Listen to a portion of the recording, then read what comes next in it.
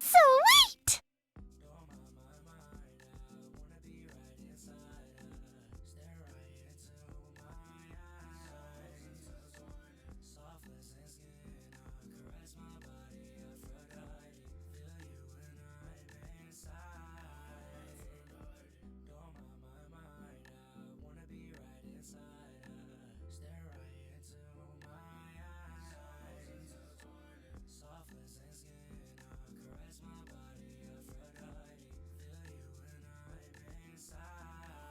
Sweet! 18 months. It's P13, wow. Sweet! We so back new staring soon and vibim.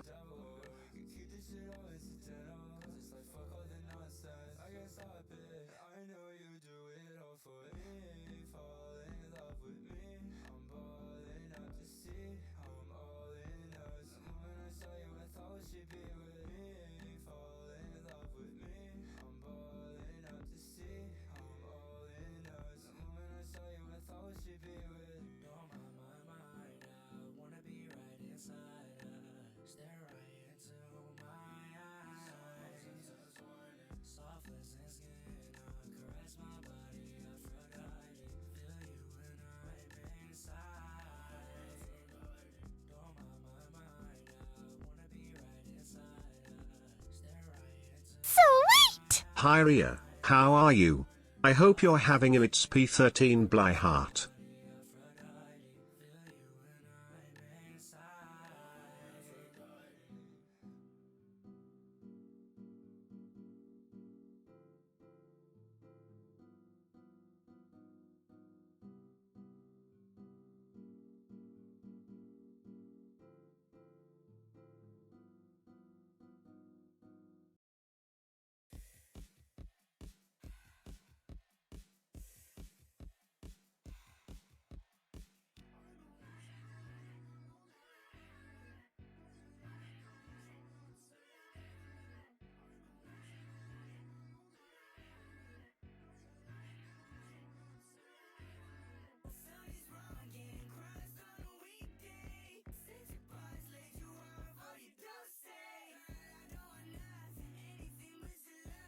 Sweet! Peachy stream.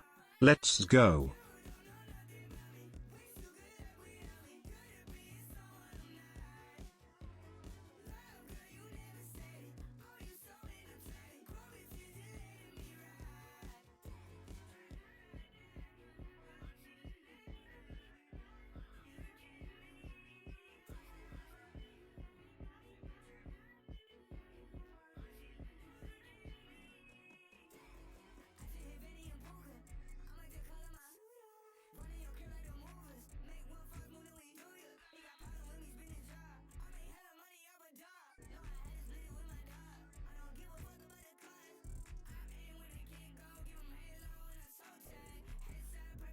Sweet!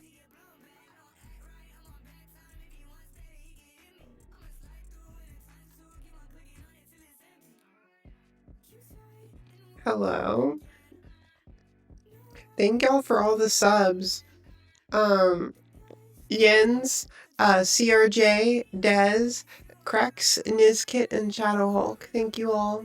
Well, there's an echo. Great. That should do it. Can y'all hear the music?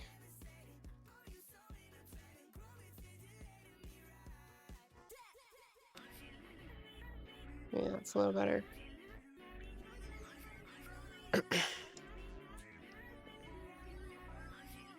Hi, Evelyn. Happy birthday. No, but fix music. The echo's not fixed?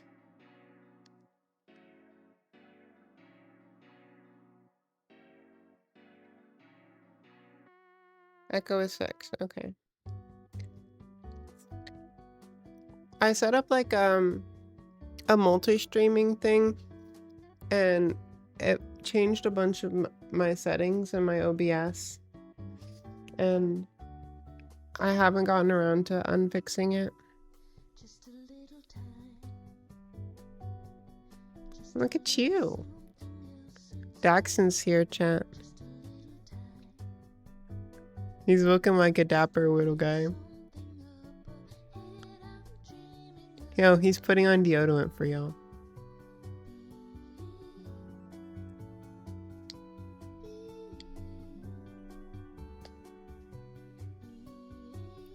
You hear music too? Okay, good.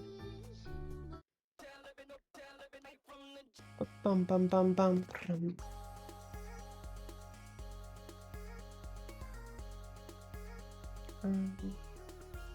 Remove from here and then hello, you wanna say hi?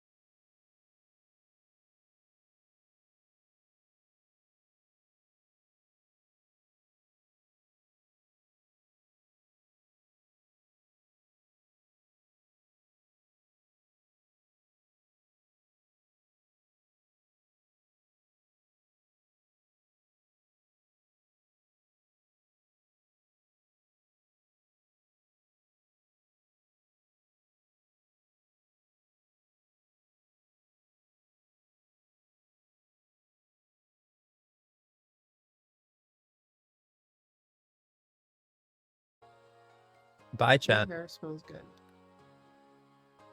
Bye, chat. I look like I haven't eaten in a week on your camera. Oh my god, I literally look like I have not eaten in a week. No, my hair's dry. My thighs hurt. Can you get up? That not true. I sit in your lap for way longer. Yeah, well, they hurt. Have you eaten in a week? No.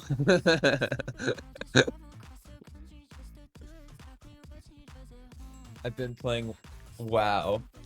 So wait! Wow. Love to see Ouya. He's trying to get me into WoW. I'm really bad at being able to get into games. I was really bad at it too, but I forced it onto myself.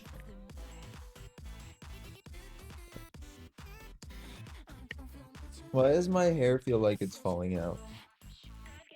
I had two in it.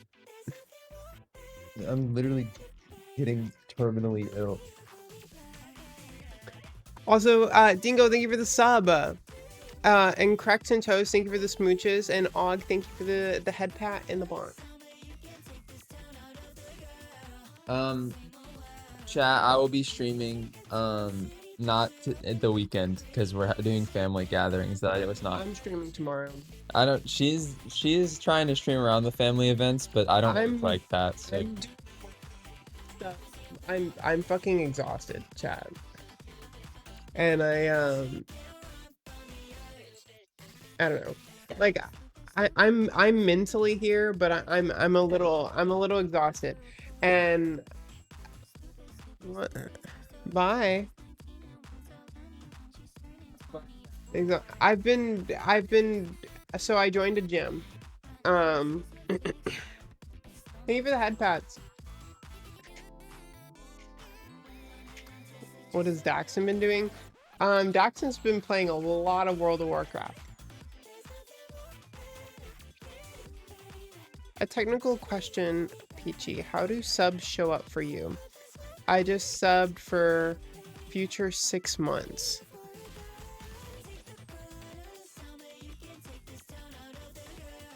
The sub for you says Peachy stream, let's go, and it says 11x T1, which I think means 11 months of tier 1.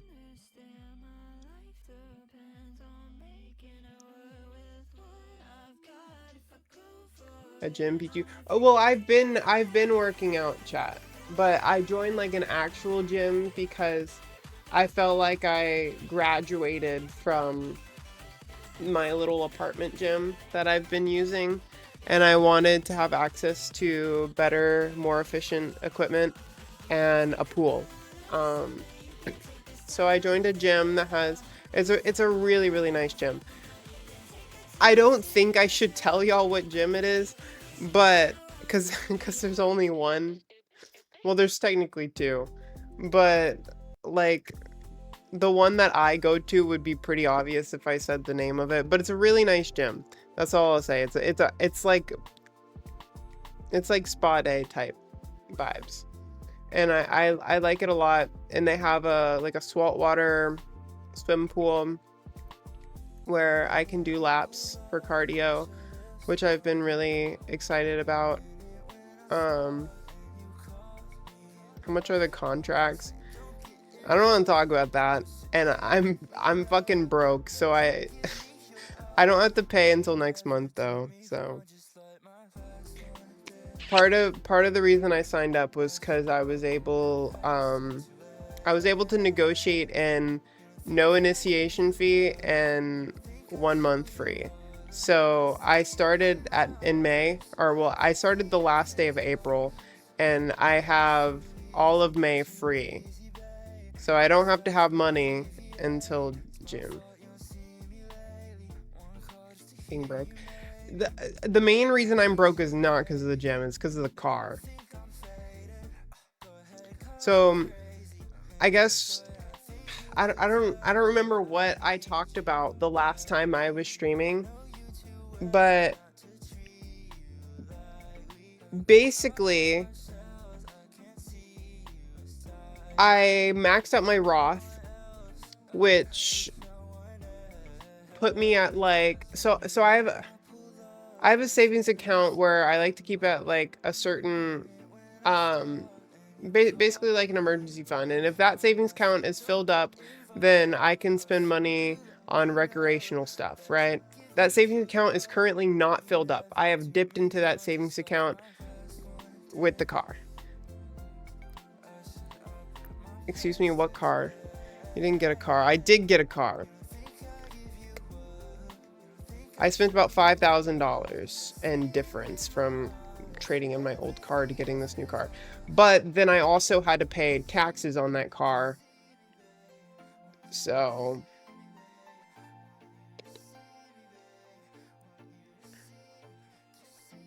ain't a bad price. No, so the difference wasn't that bad, and I thought it would be fine. But it's just a lot of money all at once. And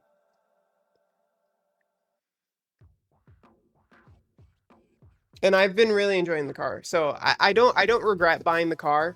I just, when I say I'm in like I still have money to live. I'm going to be fine. I know I'll be fine, but I'm just like cutting back my spending, and I'm trying to go through cosplays that I've had for a while and haven't gotten around to like doing sets and pictures with, so that I can like make content about that without having to buy new stuff. And I've been trying to just cut back on like extra spending stuff, just until I'm able to top off my savings again where I like it. Can you do burnouts? I technically could. Doing Ko-fi? We don't do Ko-fi anymore, Jens. We do Patreon. Ko-fi is not gonna be up to date. If you want to see my ass, a little ass, tummy, whatever, Patreon. That's where it's at. I talk about it all the time though, so I'm sure you guys already know that. Yeah, my TikTok is banned. I don't really care though.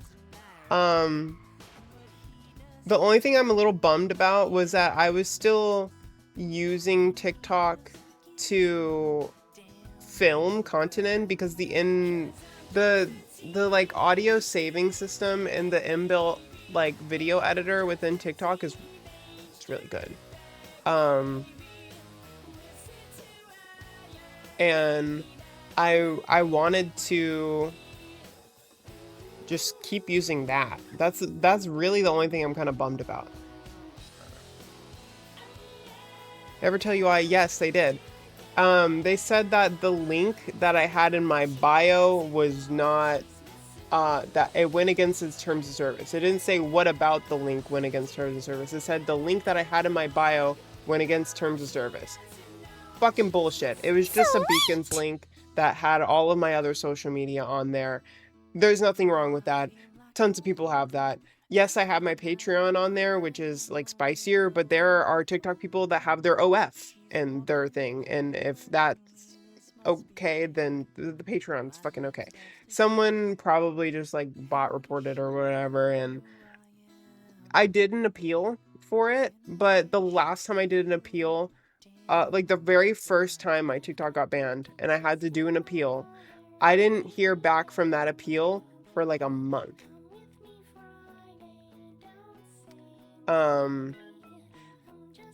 It was a long time. I don't even know how long it's been now since my TikTok got banned. I know it's been like 2, maybe 3 weeks. But I don't know. It was my biggest platform. I have 600K on there. But another thing is that TikTok is likely going to be banned in like a month or two anyway. In April, it got extended again. It was like April. It was early April. It got extended again for 3 more months. So May, June, July. In July, it's gonna get banned. And from the last I heard, I was getting a lot of my updates about what's happening in TikTok on TikTok, because that's where it's relevant to talk about it. Hi, Christina. Thank you so much for the 2 months in a row. I appreciate it. Thank you so much. Let's spice it. So basically, the US government was trying to work out a deal with a individual US company or group of US companies to purchase the rights to lease the TikTok algorithm from TikTok, basically, in Singapore, but that has connections to China or whatever it is. Or like TikTok's a Chinese company, but they're located out of Singapore, so they don't really have impact from the Chinese government, from what I know is like the situation. But it doesn't really matter. Because of the whole like tariff thing, like 200 something percent tariff, retaliatory stuff on China. China is no longer in a negotiating mood when it comes to TikTok. They just don't care. They don't care anymore to do negotiating. So from what I heard, it got extended because they were close to making a deal. They were close to making a deal, but then when the tariffs went into effect in April, they were basically like, yeah, we're no longer really interested in working out a deal with you because this is fucking bullshit. Stop it and maybe we'll consider, is like what the deal was. But the tariffs have not stopped. And from what I know, there has been no further negotiation with like deals to get TikTok back. So it is very likely that it'll just be banned in, what is it? July. It'll be banned in July, like mid-July. So not only is the platform going to be banned anyway, but I mean, the only thing I was really like, I was posting on TikTok, but I have not gotten the consistent or views I used to get when I was initially growing on TikTok the same way in like at least 2 years. I have like a decent following on there, but I get very similar views on Instagram now that I did on TikTok. Instagram's comment engagement sucks ass. It's almost like Twitter. It's not as bad as Twitter. It's not as bad as Twitter, but it's almost like Twitter where also Kato, thank you for the Prime. I don't know if I saw that when it initially came through. Thank you so much for the Prime if I didn't say so already. I know I said thank you to Christina, but I don't know if I said thank you to Kato. Anyway, what was I talking about? Oh yeah, my Instagram, it's not as bad as Twitter, but it's kind of bad. They like pushing your content to anyone who will engage with it, which like normally my videos on Instagram will start off with like a positive engagement with the people that follow me and like the obviously the people I'm targeting. Hi Jen, how are you? Permanent _ username gifted a tier 1 sub to your local Jen. Permanent They have given username, thank you so 29 much for gift gifting a subs in the sub. channel. I appreciate that. I'm doing good, Jen. I'll talk a little bit more about that when I'm done with this story. But yeah, so Instagram likes to just push your content out. So it starts with like your followers, so it's pretty positive at first, but then like if your video has good engagement and it starts popping off and gets bigger, then it starts to get pushed to literally anyone that will engage with it. And especially in the trans community, a lot of my videos will end up getting pushed towards people that are more hateful because they'll engage with it to be hateful.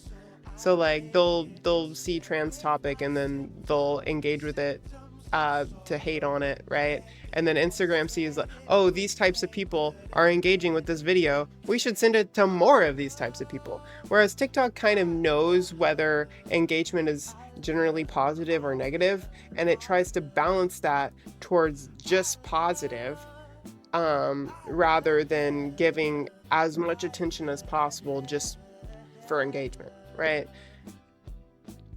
Because TikTok knows that if you give negative engagement, especially a lot of negative engagement towards the person posting stuff, you're going to very heavily discourage people from posting on your platform. And I don't think they really care. They're a billion-dollar company. If a few people stop making videos because they don't like how their algorithm works, boo-hoo, they probably don't care. But TikTok did, and I liked that. But that doesn't change that I'm still getting generally the same amount of view and engagement. I passed 100K through mostly reels, which is something I was struggling with for like a year. I've been at 90K on Instagram for like a year and a half. I used to hit like 10K increments every like 3 to 4 months for a while. Or yeah, for a while. Like I would, like when I was at 50K, I would go from like 50 to 60 in like a month or two, and then 60 to 70 in a month or two. And it was growing really fast like that for a while. And then I got to like 88, 85, and it started slowing down so much. And eventually I ticked over to 90. I'm like, woo. But then once I was at 90, it was stagnating a bit. And it seems to be going a little quicker. I'm at like 102K now, I think. Yeah, I'm at 102K. And I've only been at 100K for like 2 or 3 weeks. I hit 100K roughly What's around the good, time I got gang? banned, which is kind of funny. Zobo, thank you so much for the 20 months. How large was TikTok? I had 600K. I had 6 times more followers on TikTok than I do on Instagram. But it doesn't mean all those people were active.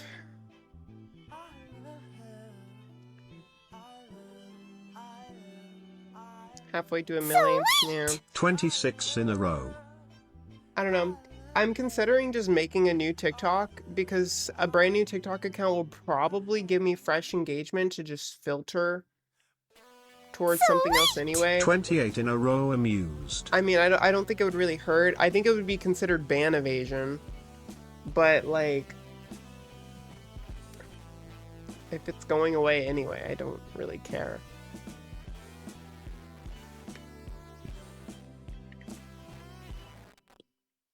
Was it a big portion of your revenue? No, not at all. I made 0 money from TikTok, actually. The only thing TikTok did was it funneled engagement and people towards content I actually did care about. So it'll funnel, it funneled people to my Instagram, or it'll funnel people to my Patreon or whatever. I make 90% of my money through Patreon.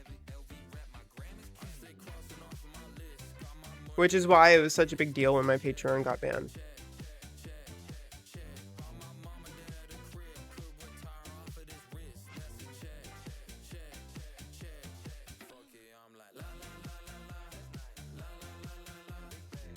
Doing my part, thank you, Slive. I have seen you on the Patreon. I appreciate it. I'm gonna crack open this Lego set. Also, if you guys haven't seen it already, this is the first Across the Spider-Verse Lego set. It's like the little deli and a little police car. It's a pretty small set, but yeah, I did used to make like a not insignificant amount from Twitch, but it was to the point where like if I spent, so I mean I've already had this conversation, so I'm sure a lot of you already know, but like I'm gonna kind of restate it again because it's been a while because I haven't talked about it since the new year.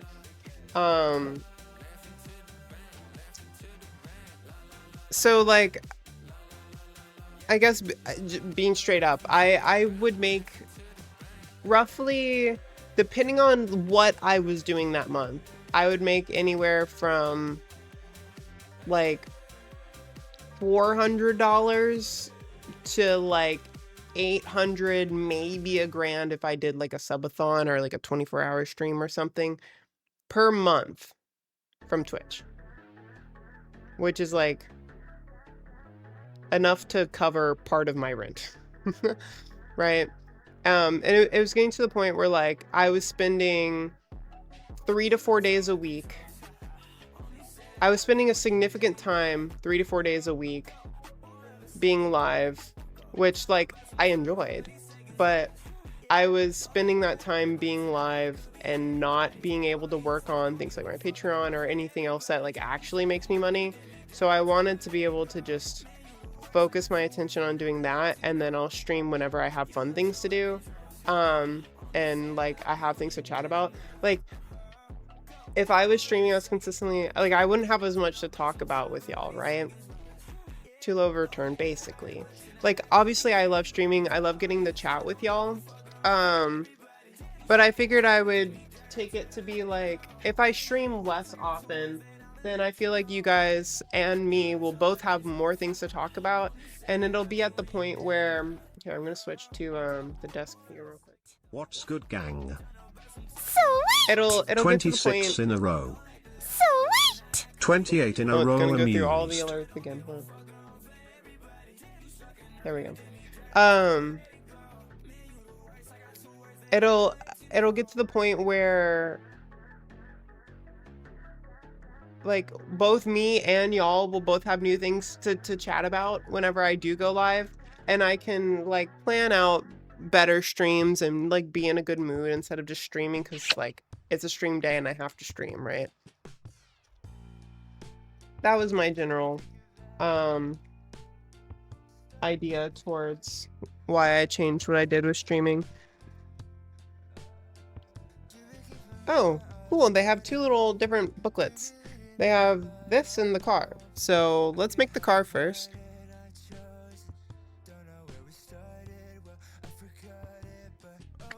We do miss ya. I appreciate it. Hi, Vanna. Also, Jen, welcome in, welcome in. I am doing, I'm good. I was telling chat that I was really exhausted. I signed up at a new gym, and I've been working out harder than I used to. And I've been going more frequently than I used to. And I'm a little exhausted today. But I'm taking 2 break days in a row. Hi, Eva! Eva, can I talk about D&D? Is that not public? I don't know if this is private information or not.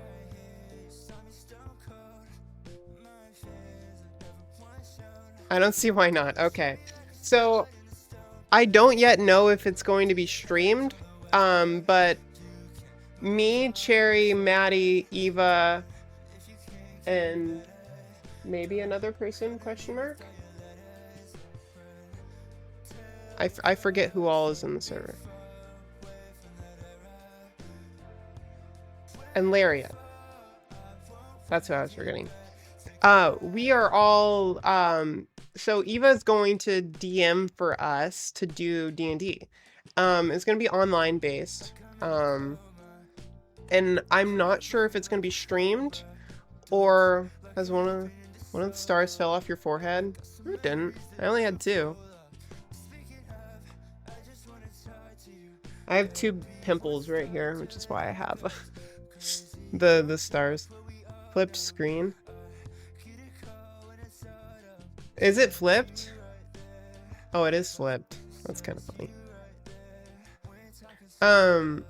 But we're setting up a D&D campaign. I don't know when it's gonna start. I don't know if it's gonna be streamed or if it's gonna be private. I think there were talks about us doing like a one-shot or 2 just to kind of get used to our characters and get used to how we're gonna be playing together before we potentially streamed it. But yeah.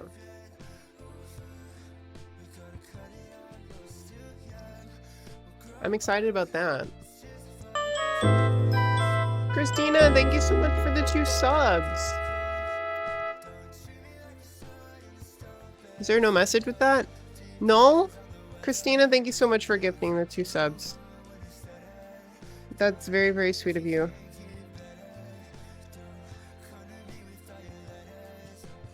Alright, we got that. And then we have the medium pieces. What's your class gonna be? I'm gonna be an eloquence bard. So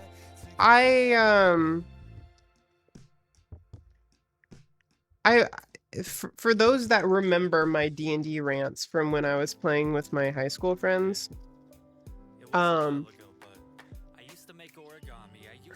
you're like, Wolf, how do you know? How do you know that? What the fuck? How do you know? Did I say that?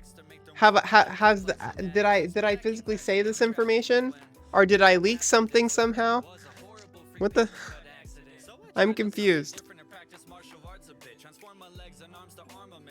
Her Discord notification is funky. Someone doesn't know how to configure bots and has picked the wrong one. Yeah, I don't know what the fuck I'm doing.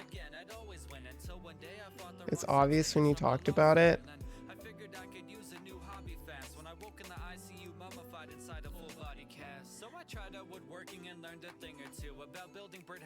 Anyway, I forgot what I was talking about.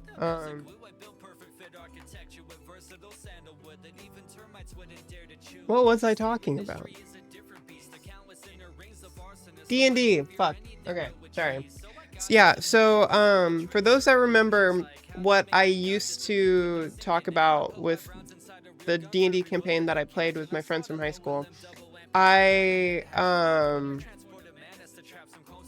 Peachy leaking, not even Patreon gets that. No, Patreon will never get that. Anon, thank you. 1 vote for stream, please. 1 vote for stream, please. Thank you, Anon. I don't know what 1 vote for stream means.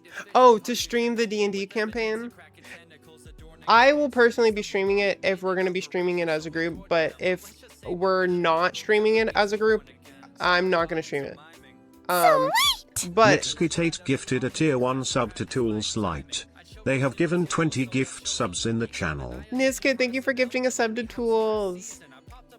There's logistics, exactly. Like Eva said, there's logistics to figure out here, and if the option is there for all of us to stream it, like, amazing, right? But like, if it doesn't make sense for us to stream it, then I'm not gonna be like streaming it out of permission from everyone else in the group. Exactly. What Eva said. But if the option is there eventually for me to do streaming, I will. So you can look forward to that. But like I was saying, so I used to play a fairy cleric in the long-term D&D campaign that I was doing. And before I made that fairy cleric, I really wanted to be an eloquence bard. But there was already 2 bards in our party, and over time, one of them died and one of them left. One of them moved for college and one of the bards just died. So there were now 0 bards, but I was very much a fairy cleric and I couldn't just like change because we were diving through lore aspects of my character's backstory in the campaign, and that would have been like such a dick move to go to my DM and be like, hey, now that the bards are dead, I want to change character, even though we're in the middle of like doing a whole part of the campaign that seemed around the character I have right now. That was not okay. But kind of luckily, only kind of luckily, we had a TPK. I was not there for the TPK. I was in Dallas figuring out things with my new apartment. And the rest of the party who was playing had a TPK. Including my character, because I let somebody else play my character while I was gone, because I wasn't going to be able to make it to the session. Des, thank you so much for the $5. Just remember to cast Thunder Spell on any suspicious NPCs. Remember, you can never trust the little girl who's looking for their mommy. For all we know, they could be an assassin. Fireball. I almost chose the wizard because I just wanted to spam fireball. But we're playing at level 3, and a level 3 wizard would not be fun. Wizards are really squishy until you get to higher levels. I want to play a wizard, but I want to play it for like a one-shot or something where we're like level 16 and we have like most of the abilities. Inserts little girl looking for their mom into the campaign. But yeah, so I used to play a fairy cleric, and then after this TPK happened, I still had some time before I fully moved, and my DM's like, well, I want to do one last thing during the summertime before you move and before I make a brand new campaign, because obviously they had a TPK, so he had to have time to come up with a brand new campaign, like what he wanted to do next. So he's like, I'm going to do this one shot. For like a year now, my DM had the gargantuan Tiamat mini. I say mini, it's fucking huge. It's like as big as your chest. Like, it's a fucking huge mini. I think he paid like $300 for it or something. It's crazy. he's been wanting to use it. He's been wanting an excuse to use this mini for forever. So he's like, okay, we're doing a one shot. I know you wanted to play a bard. You can play your bard in this one shot. We're doing level 21. It was a level 21 shot, and I finally got a chance to play an Eloquence bard, and I loved it. But it was only like we only had like 4 sessions, right? It was a one shot mini campaign. It was spread out over 4 sessions. We fought Tiamat. We won against Tiamat. It was really cool. But I loved playing that Eloquence Bard so much, but I didn't really get to fully enjoy the character or use it as much as I wanted. The Eloquence Bard is very much like a face of the party master in persuasion and deception. If you guys don't know anything about D&D, you basically roll for whatever you want to do, and the Eloquence Bard is so rolled, it is so specified towards the mouthpiece of the group, exactly. The Eloquence Bard is so specified towards specifically persuasion and deception. Starting at level 3, which is what I am at, if you have you have the option to have both expertise and what is it called when you don't have expertise but you're still good at something? Rubber baby buggy bumpers, rubber baby buggy bumpers, rubber baby buggy bumpers, rubber baby buggy bumpers, rubber baby buggy bumpers. Thank you, Ramaj, for that wonderful whatever that was. Natural talent. There's a specific word for it. Okay, yeah, so proficient. You're proficient in something. So in D&D, most classes are able to choose a select amount of things that they are proficient in. And all bards have something called Jack of all Trades, which is what Eva said, where you get to add half of your proficiency bonus to everything. But anything that you are actually proficient in, you get your full proficiency bonus in. And then as a bard, you get to choose expertise at level 3, which allows you to choose one of those, or you get to choose 2. You get to choose 2 of the things that you're proficient in and become an expert in them, which doubles your proficiency bonus. And basically as an Eloquence Bard, if you spec it towards being proficient in persuasion and deception, at level 3, you get a subclass feature, which allows you, I think it's called like Silver Tongue or something. And it basically says that you roll a d20, so you can get a number anywhere between 1 and 20. And if you roll anything 9 or below with this roll, if you're rolling for persuasion or deception and you roll a 9 or less, your roll automatically becomes a 10. Because of your proficiency bonus, and if you have a max out charisma, like a level 20 charisma, so you have a +5, and then plus your proficiency bonus, which is usually like a +3 or something. I don't know what it is. From what I remember, my current persuasion level, my current persuasion score with expertise is 9. So I have a +9 to whatever I roll. Which means that already at level 3, as an Eloquence Bard specifically, I can't roll lower than a 10, and I automatically add 9, which means I have a minimum roll of 19 for specifically persuasion or deception. So it makes this type of Bard specifically really good at just yapping their face off. They can bullshit their way through situations. They can convince guards that of whatever they want. Almost.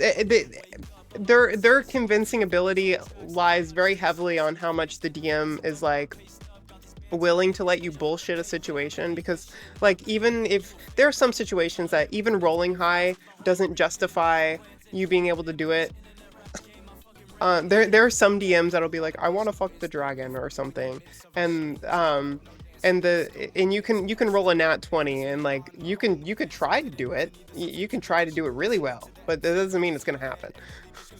I'm gonna make you BS your way out of things verbally along with the roll. You know that. Oh yeah, I fucking love yapping. Anyway, this character is a satyr eloquence bard, and my whole thing is that I kind of want her to almost be pretending to not be a satyr to blend in, and then like if she gets questioned about things, she'll just bullshit her way out of it, because I think that'll be funny. DM F the dragon, but definitely wouldn't have gotten consequences. Exactly. You managed to seduce the dragon, but the dragon is a dom, and then he steps on top of you and crushes you to death. Like that's the type of shit that happens.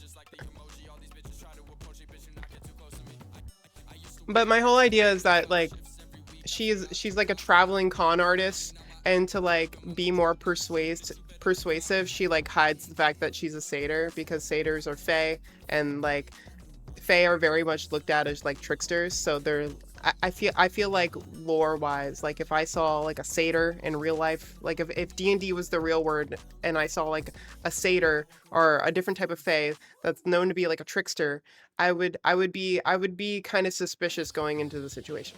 So she's gonna be like trying to hide that from other people. And I think it's really fun to like talk your way through a lot of social situations.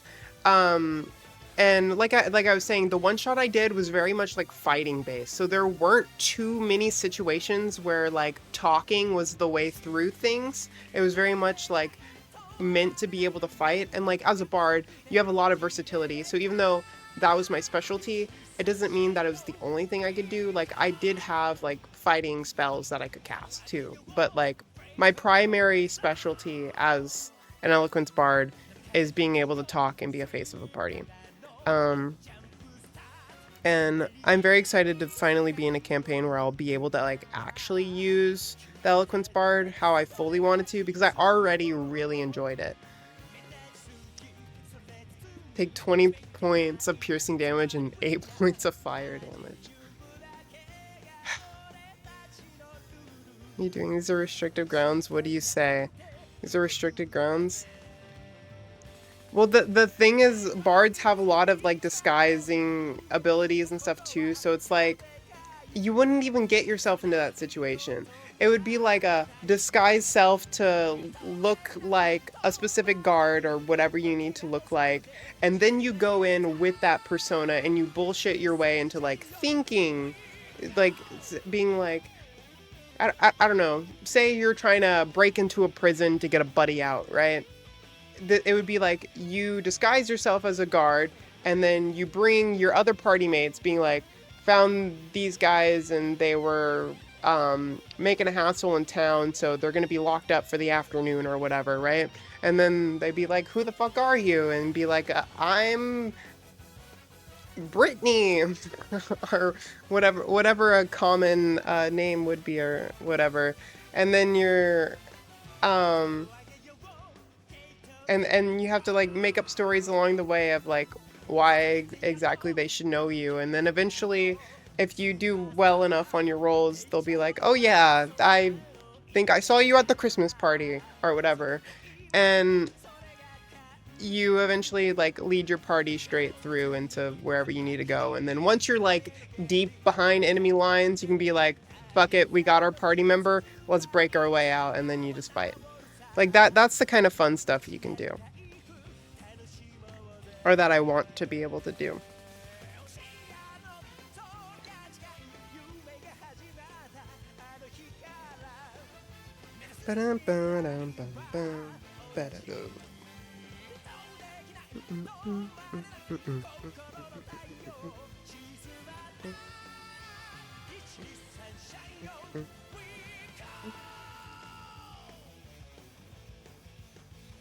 We're building a car, champ.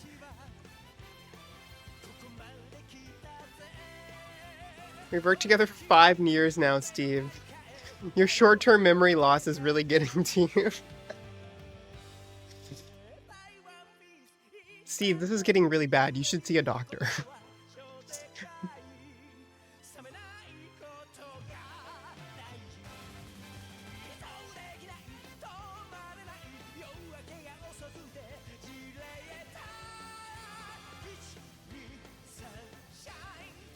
Which one is Steve? Steve would be the other guard.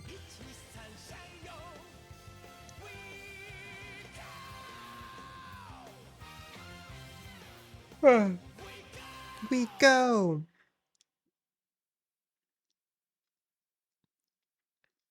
That potion was definitely worth 10 gold. Yeah, and another thing is that I'm spec'd fairly well into insight, so being insight and perception as well, because they're both like I think they're charisma based. All I know is that I'm fairly high in them, and which basically means like as a character, I can very much walk up to another person and be able to roll well enough to gauge enough about that person to have information to bullshit with, right? So Eva, I'm gonna have to ask you for help here too. When you have specific characters that you think I might bullshit with, I need you to help me have information to bullshit with them. Like stuff like being able to look at them and they have a name tag on, or they have like a picture of a family member, like they have a picture of a daughter or something that I can use to be like, oh, this person has a kid or something like that. Like things that I can be able to observe or have insight about to know how I can properly lie to this person, right? Because like going into a lot of situations, I won't know anything about a given person, and it's like if you were like a detective in the real world, right? Like you would be able, or like a con artist in the real world, you'd be able to kind of look at someone and gauge certain things about themselves. I don't know if you ever seen the movie. Have you, or not the movie? Have you seen the TV show Psych? I gotta help you be manipulative. Oh, gotcha. Help you be manipulative. Kind of. I don't want you to. I still want to be able to like solve the problem, right? Like I don't want to have everything handed to me on a silver platter. That's not your job as a DM for sure. Psych or mentalist, exactly. Like someone that's able to like very heavily observe and like almost have like a photographic memory towards the situation to know how to have the information needed to make appropriate and believable lies. Know what you're saying? Awesome. I think this is going to be really fun. I'm excited. I'm really excited.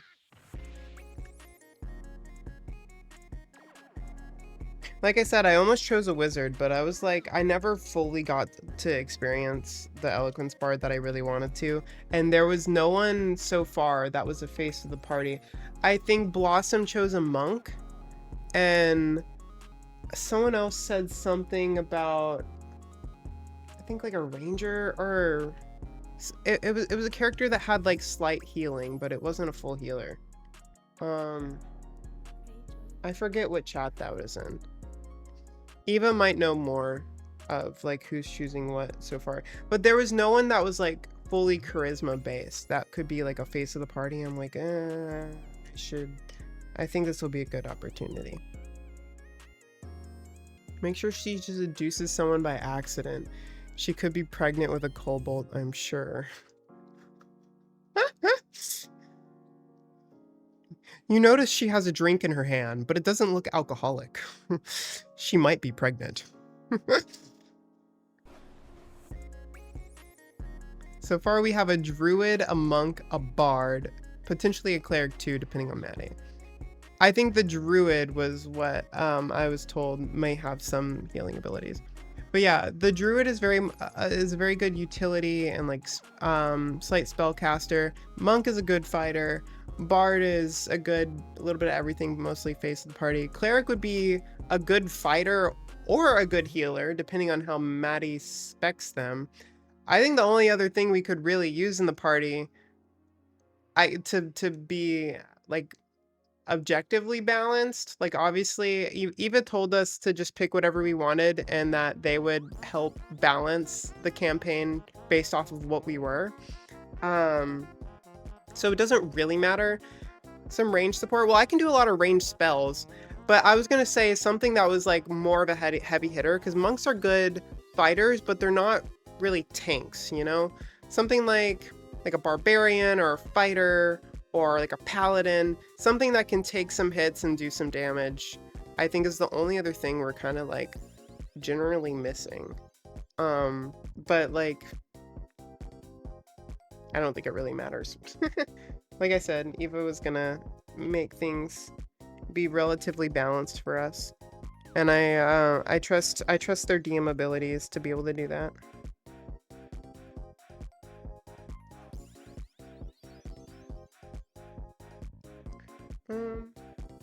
Supposed to be. When did this get placed?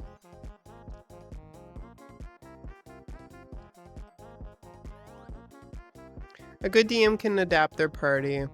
All shade intended to those who can let. Yeah, if your party just doesn't have a ton of damage dealers, make the encounters more social based or more puzzle based, or just the people do less damage, right? Like make it to where they can safely get through the encounters you throw at them, but not without a challenge, right? Like you want them to have a challenge. You don't want it to be easy, but like if they're just not as strong, just don't make the enemies as strong, and it'll still be balanced. Bum, bum, bum, bum, bum, bum, bum, bum, bum. Oh, I needed a white tile.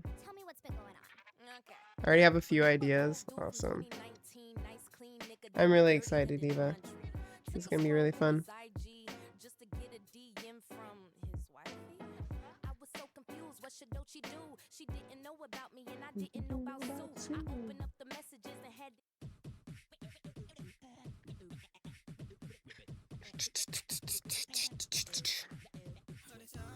I've been yapping so much, I haven't even built much of this car yet.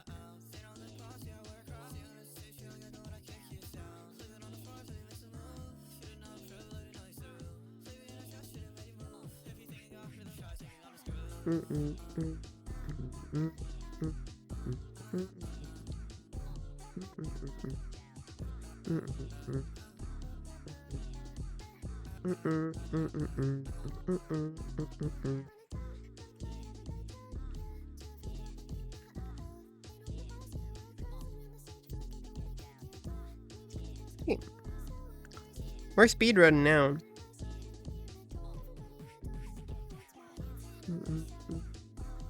Or rather, play with him. Wait, one of these days I'll make a drunken fist halfling monk.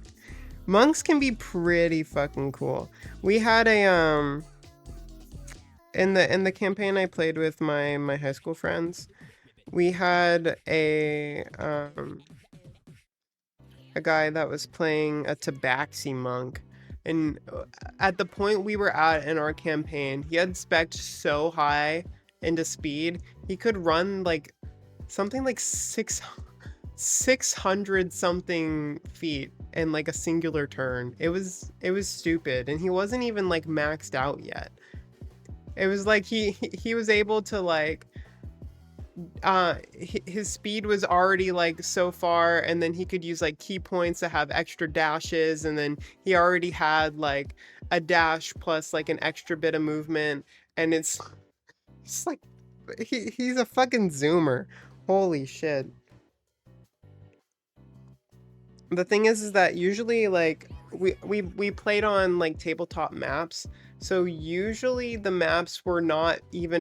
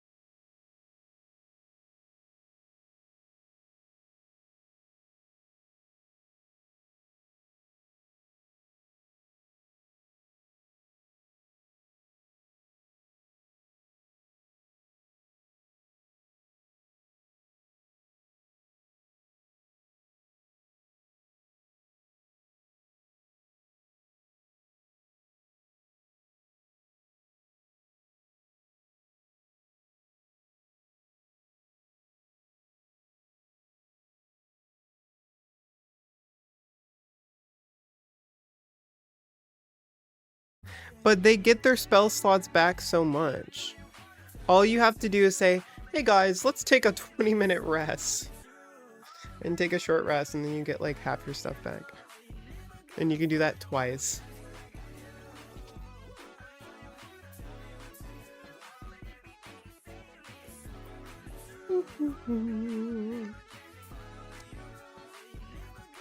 Loving like you.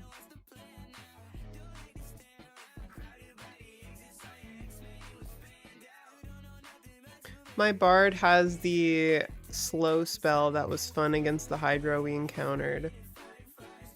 That's fun. Let's go.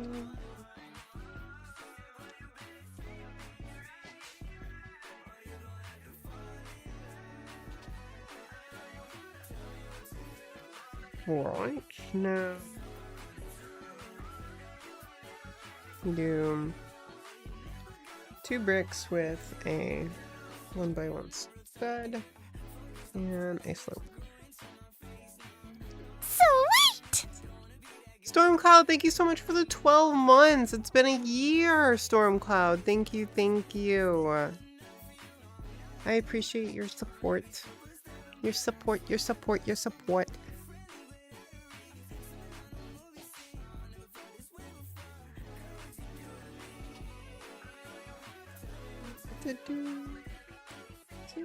So far from the truth. I'm speed building now, chat. Ain't nothing gonna stop me.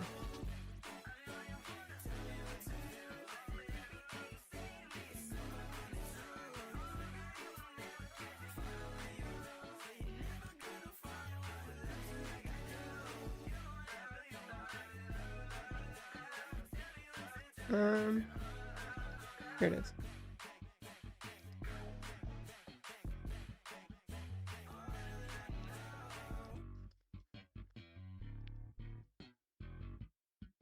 And now at the back of the card. Sometimes you gotta make a comic relief character. Yeah. There's this idea I've had for so I mentioned that like I'm no longer in the campaign with my friends from high school, right? Because I moved to Dallas. So I'm too far now to be able to play with them in their new campaign. But I've had this funny idea for a while that I think I saw something about this somewhere. It's not completely original. But I want to make a character that's like Usopp from One Piece. Where, like, the DM doesn't have to, like, so it would be like a one-off character. Like, you meet this person right before going into a dungeon, you play with them, like, that session or two, and then they disappear forever, right? Or they just die. Or some, like a character that's not meant to stay for long or really change the aspect of the battles. But, the concept of the character was basically something along the lines of, you're like a scaredy cat liar, in a sense. Like you would be like a rogue or a bard or something that's good at like lying and running, and then you're just like you get into like an encounter in a dungeon, and then you make like an illusion of yourself and then like fucking run out of there and hide for the entirety of the battle. And then like after the battle's done, you like sneak your way back in and be like, guys, that was tough. And then if the party's like, what the fuck do you mean that was tough? Where were you? You weren't even here. It'd be like, wait, what do you mean? I was throwing spells from over here. I was throwing daggers. I did like 30 I did like 100 damage or something like that. I killed the thing myself, practically. So it's like you don't actually do anything there. You're just there for like comic relief and gags.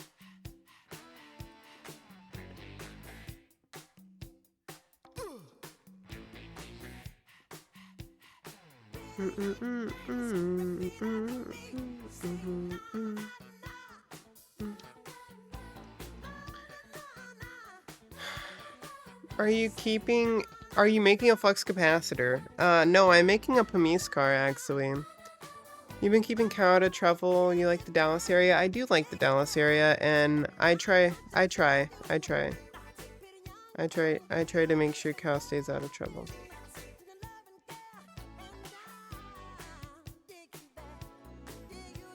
What do you mean I carried? I killed this small bug. Very tough.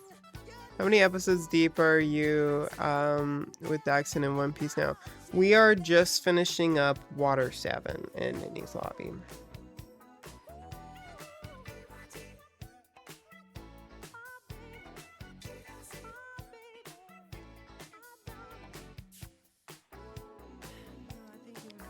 We're getting closer.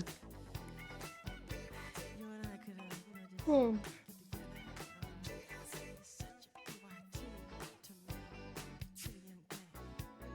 Is Daxon good at getting into trouble? He's a good whittle guy for the most part.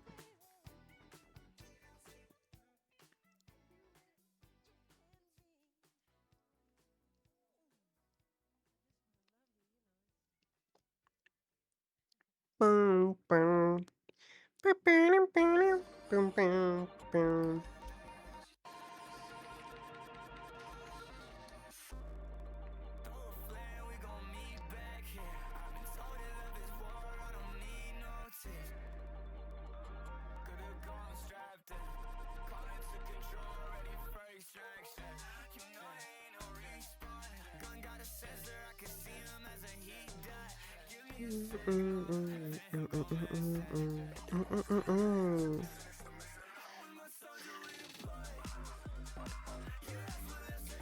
I'm excited for food, chat.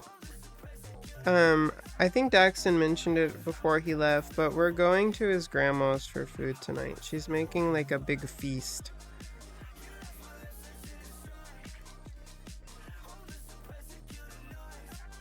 I'm not gonna like overeat or anything, but I'm always excited for yummy food.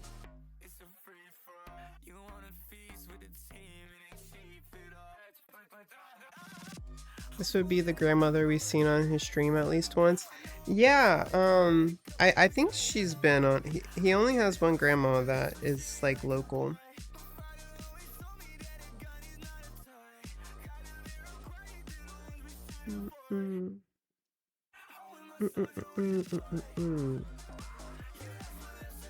Gam gam food. Yeah.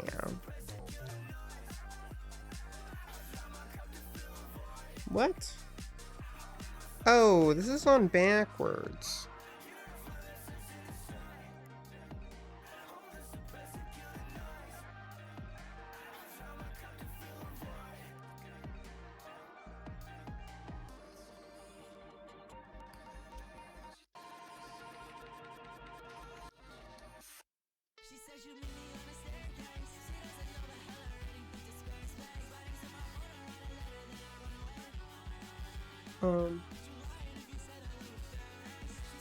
Yeah, this goes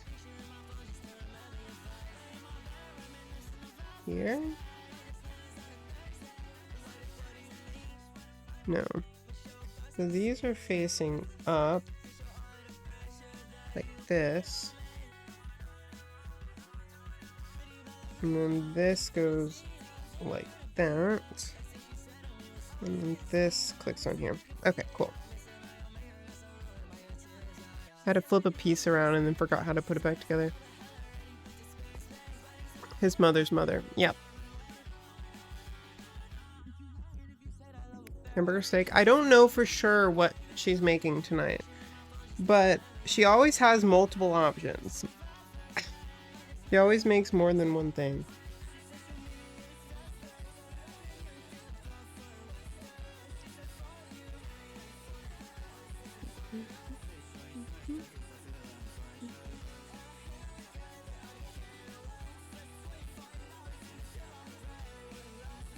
Ah.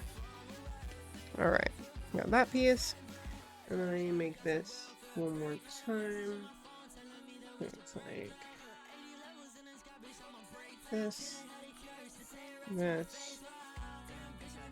then this, and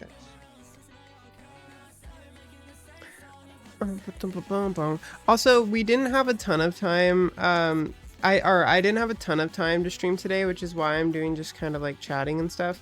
But I'm gonna go hang out. We're going somewhere tomorrow. I think we're going to lunch or something with Daxon's mom. For Mother's Day. And that's at like 2 or 2:30 or something like that. So I'm gonna go and do that stuff with them for like a little bit, and then whenever we're done with Mother's Day stuff and I get back here, I wanted to stream again, and I'll have more time since I'll be like for the rest of the night that I'll be free, right?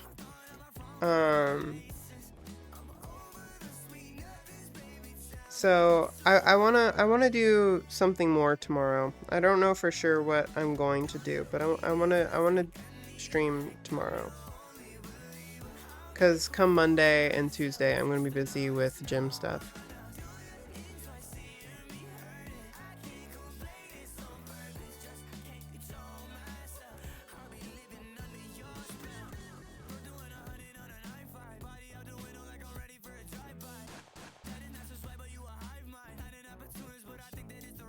I got like at the gym that I signed up for, as part of signing up, they have like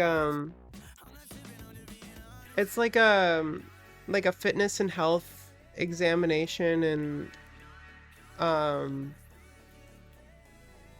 like basically they do like a variety of tests and questionnaires, and put you through like a few different like machines that basically determine like what your body fat percentage is, what your health levels for different things are. It calculates like a proper BMI for you. It determines like your metabolism, and it gives you basically a bunch of scientific stuff of like how your body is currently like aligned with your goals, right? And then from there, a coach will help make you a plan that you can follow, both like health and diet wise and workout wise in the gym, to help get you going along the lines that you need to be, basically. And I got one free like examination for this as part of signing up. So I'm going to go do that on Monday, which will be fun. And then Tuesday will be my normal workout day.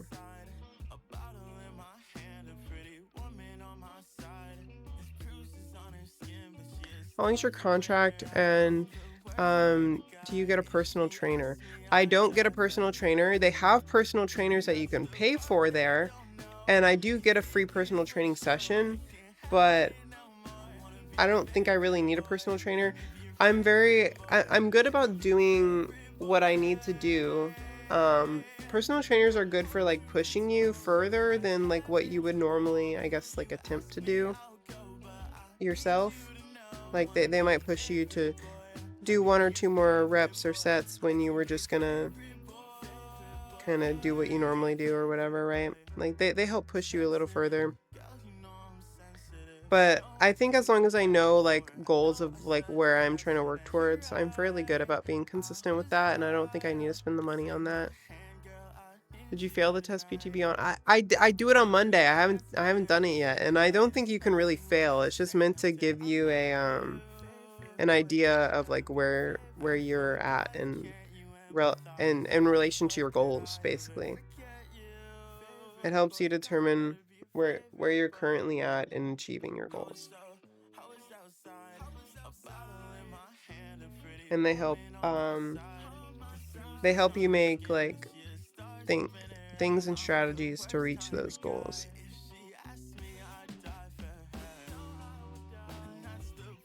I don't know. The co-ed space. The locker rooms are gendered, but the facility is co-ed.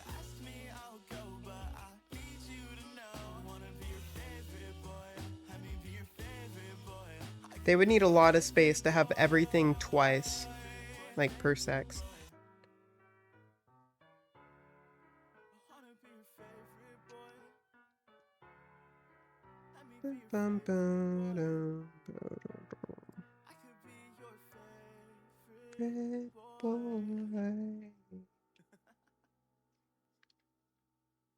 Is there something that I'm missing here?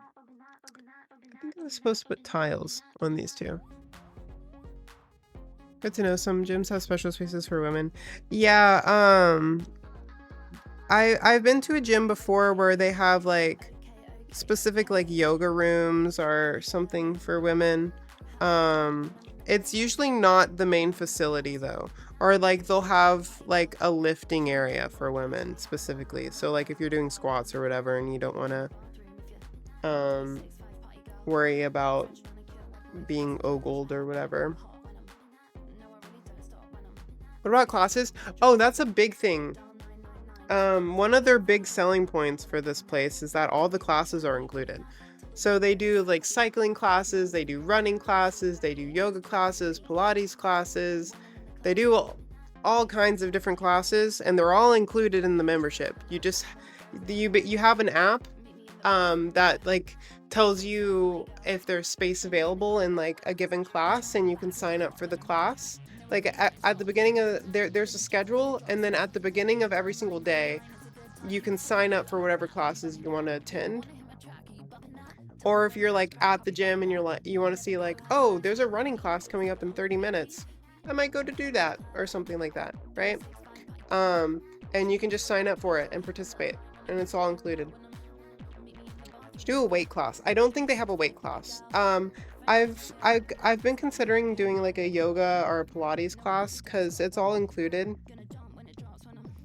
I'm not really a cardio person, so doing like cycling or running isn't really like up my alley. But doing something like yoga to help like stretch, or Pilates to like get more toned or whatever, like those are fun. And it's not the reason I signed up at this place, but it's a nice benefit.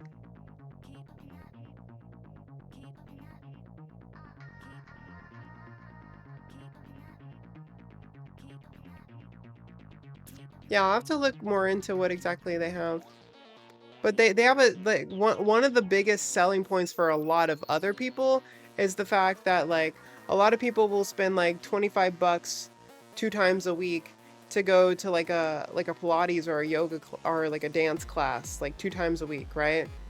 Well, this place, like all the classes are included. So if you go to a Pilates class 2 times a week, 4 weeks per month, that's like $200. Or no, that's like $100. But like if you're doing that plus a gym membership, then like it starts to add up depending on like how much you use various classes. The main reason I did it is one, because I like quieter and like less occupied spaces, and this gym, since it has like a higher, I guess, like price tag to enter, it, especially during like off-peak hours, it's pretty dead and quiet, which I like a lot because I don't feel like usually there's only like there's usually like between like 3 to 4 other people working out on the same floor of whatever I'm on at like a given time during off-peak hours. So it's very easy to go in and do your thing and not be like bothered by other people or have trouble getting on certain machines, because there's so many people that you have to wait like 30 minutes just for someone to be done doing their like 30 reps or whatever, right?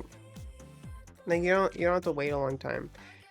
Between that and the fact that they also have a saltwater swimming pool, which means that like I can do swimming and do laps for cardio without worrying about my hair getting like bleached or colored weirdly. Because like when you swim with chlorine frequently with bleached or like dyed hair, the hair dye will either fade like extremely quickly, or your highlights can like turn yellow and green, and it's gross. So the saltwater's lap pool is really, really nice. And it's indoor. It's an indoor and heated saltwater lap pool. So you can do year-round swimming. Amazing. Depends on the time of year. I do different classes in the summer. I do weights and cardio. Why are they mainly core? Yeah, I want to get better with core too. I don't know if they have core specific classes. I think Pilates is kind of core based.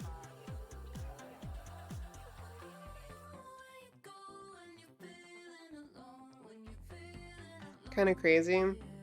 The pool or the classes that Nico does?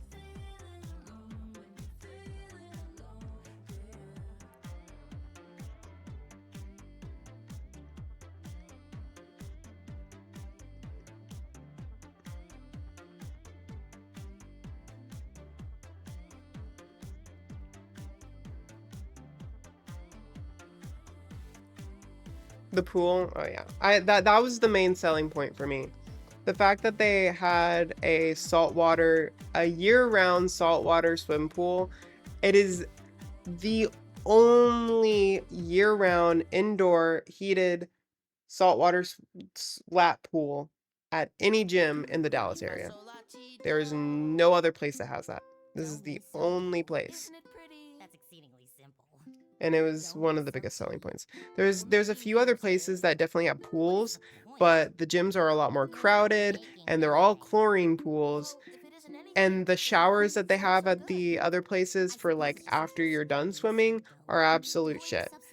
This place has the saltwater swim pool, and they have like really nice showers with free products.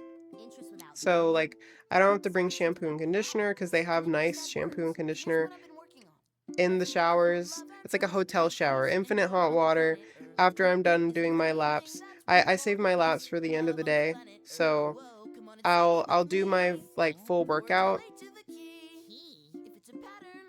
I'll do my full workout, and then so usually when I go to the gym, I'll do like 10 to 15 minutes of walking, and then I'll do stretches to get like my legs warmed up, basically, to like get them nice and stretched and warmed up. And then I'll do leg press, hip thrust, leg curl, leg extension, both abductors, and occasionally I'll do some core stuff. And then after I do all of that, I'm like done, and I'll stretch a little bit more or like relax. They have like a rooftop area too, which you can go to and get just fresh air, unless it's like raining or something. So after I'm done doing like the heavy weight type stuff, I'll go and just get some fresh air or relax and catch my breath and just make sure I'm all like stretched out after I do whatever like workout stuff I do. And then I'll go down to the locker rooms and I'll change into my swimsuit, and then I'll go to the pool and I'll do laps until I'm like totally tired. I'm currently at 20 laps back and forth. I used to be really good at swimming when I was younger, but I stopped swimming and I'm totally out of shape now. But I've gotten to the point where I can do like 20 laps. So like 1, 2, 3, 4, 5, 6, 7, 8, 9, 10, 11, 12, not in a row, but like just until I'm like done for the day. And I'm trying to over time work my way up. And then after I'm done with my laps, I'll go back inside, and they have like a steam room where I'll go to like sweat out and relax and catch my breath, and then I'll shower, get cleaned up, and go home for the day. And I like getting there around like noon to 1 o'clock or so that I have enough time to do all that before rush hour.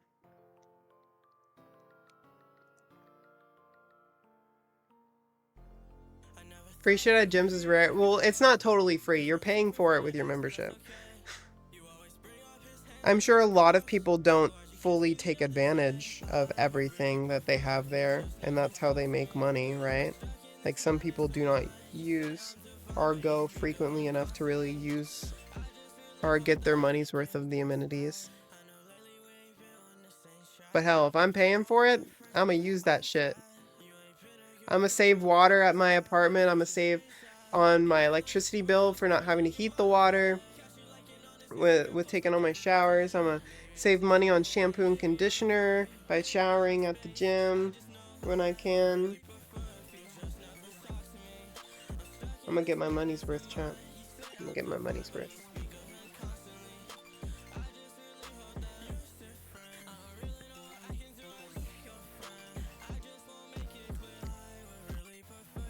That's the people week, it adds up. They get 100,000 membership fees. How much shampoo do you imagine Peachy uses in a month? $1 or $2? A lot. Chat. Oh my, I don't know if I should say this. My favorite shampoo and conditioner that I use, it costs like, let me get the ball.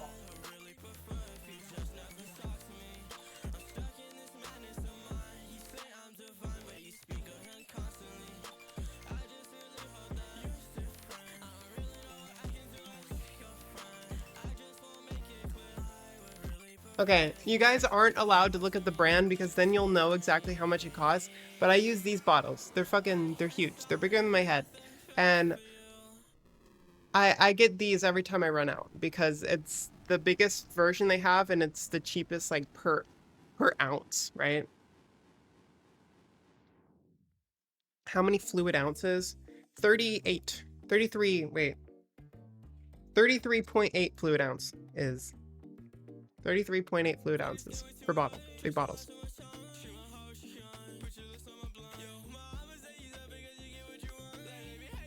How long do those last? Month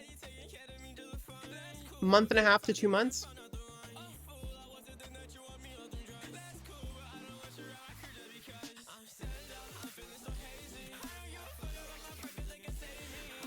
I would say 2 months. I go through the conditioner way faster. Because usually when I get in the shower, my hair is a little tangled, so I'll like pre-condition my hair to get it all straightened out, and then I'll go in and actually clean it with shampoo, and then I'll put conditioner in it again.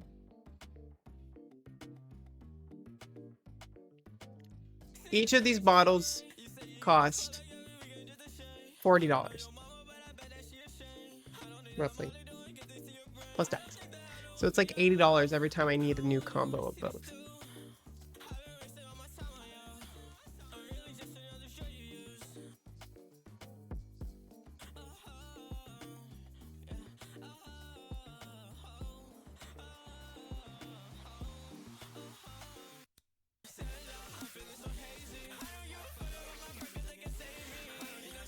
If you care that much about the shampoo you use, you probably won't like the complimentary stuff. No, the complimentary stuff at the gym is nice. It's like, it's called Grown Alchemist or something like that. It's like an all-natural shampoo conditioner brand. And they have shampoo, conditioner, facial cleanser, and body wash in every single shower. And it's always nice and topped off.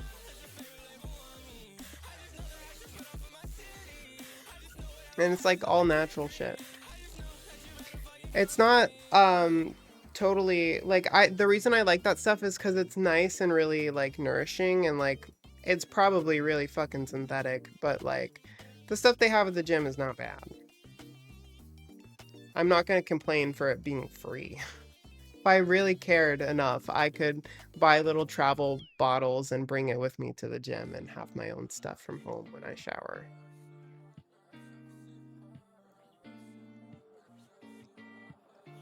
Here we go. We got the little car. Look at that, chat. We got the tar.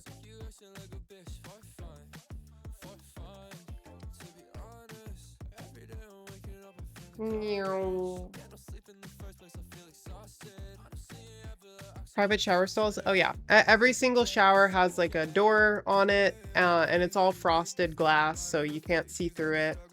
And then like inside every shower stall, they have like, it's like divided. Like, so each shower stall is like a big rectangle. There's the door. There's a small little area with some towel hooks and a stool that you can put like your dry clothes on and the towel. And then I'll usually hang up my swimsuit on one of the towel racks so it can like drip out. And then they have like another small little glass divider that like covers half of the rectangle. And then you go on the other side and that's where the shower is. And then they have shaving cream in there. They have free razors that you can grab. They have combs. They have feminine products for females. They have what's it called? They have like hair ties if you need it. They have basically a lot of the things that you would need to just like get ready.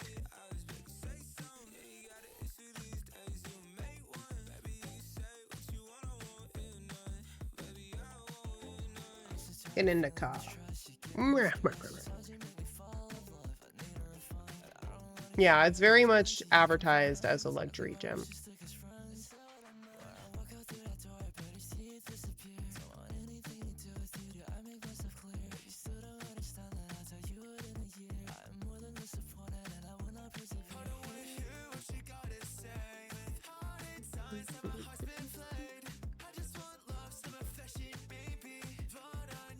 Why was that deleted?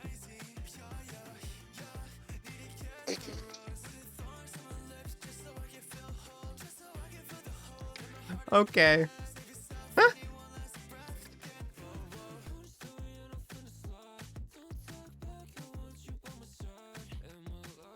But yeah, it's expensive, but it's not unmanageable. And for how much I use the amenities and the stuff there, I have to drive pretty far for it too. I have to drive like 25-30 minutes just to get there.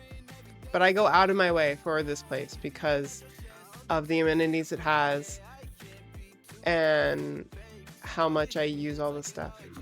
Do you like to run at all? I do not. I like doing swimming for my cardio, and I'll do Stairmaster for cardio, but I don't like running. It's too hard on my joints. Did you change your workout routine? So my friend that helped me make the workout routine that I'm using now is actually coming with me to this new gym on Tuesday, I think. They're coming with me to basically get an idea of all the new equipment I have access to, because the thing that they made before, the program that they made for me before, was very much based on what I had access to at my apartment gym, which was very limited equipment.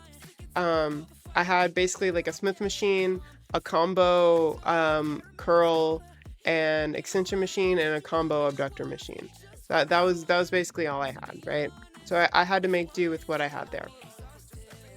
Now I have access to like a fuck ton of equipment. And they're coming with me to get an idea of the equipment I have access to help me modify my routine. And then with the like fitness assessment thing that I'm doing on Monday, between that and what they're able to see, I'm going to come up with a more efficient routine. I've kind of just been doing my old stuff on the more efficient equipment for the new place. Cause like I used to do squats, but now I'm doing leg press, which is way more efficient, and you're able to go a lot deeper without feeling like you're gonna die, right?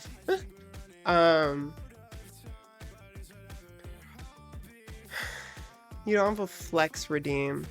I don't really have muscles to flex. I'm starting to gain muscle a little bit. Top. I don't really have much muscle up here. I don't know, you can't really see my muscles just because I have so much fat around my thigh.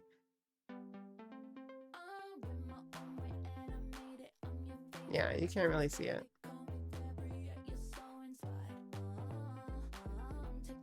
I don't know. The muscles are definitely there, but like you can't really see them that well because I have a lot of fat on my thighs.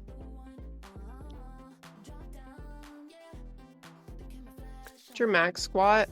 So I did body weight, which is like 160 for me. I think it was a little above. It was like 165. What color toes? My toes are currently black. But my big toe nail is fucked up right now. So you don't get to see them. If you want to see toes, go to the Patreon.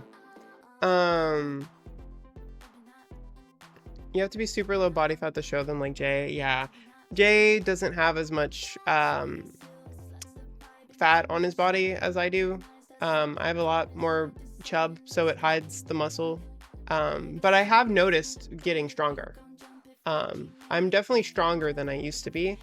Cause like before I went on HRT, I had like baseline male strength that you just get from having testosterone in your body, which makes you like generally stronger than like a female that doesn't work out, right? And then when I went on HRT, I fucking lost all of it. I was so weak. I could hardly pick up like very medium weight objects. Like I went to move and from apartments, right? And like I could hardly pick up shit. I lost almost all of my like muscle mass. And now I'm like specifically trying to build up muscle in areas I want it. I'm trying to avoid building any muscle on my arms, but as part of swimming, I'm gonna build a little bit. But I'm okay being like a little toned as long as I'm not built. But I am trying to build up my thighs and my hips and my butt as much as I can. Squish, squish thighs. Theoretically. I'm curious how a hormone makes someone stronger. Just the essence of testosterone in your body makes your body hold on to and start building muscle. Basically. Literally, like, there are women that do professional bodybuilding and they will take testosterone specifically so they can build more muscle. Because testosterone being in your body in a sufficient amount allows your body to build more muscle. Like, you have a baseline amount of muscle when you're on testosterone, but like, if you specifically take it or have a high testosterone, you can get really fucking big. But if you are on T blockers and on estrogen, like, if you're a trans woman and you're worried about getting too built at the gym, don't. Just don't. Like, obviously, if you don't want to like build any muscle in certain areas, that's fine. Like, I have wider shoulders. That's not a muscle thing. That's a bone thing, right? I have wider shoulders just because of my bones. So I don't like to build muscle up here because it makes my already wide shoulders look wider. But I'm not building an absurd amount of muscle up here. It's very small amount of muscle. I just don't want it up there.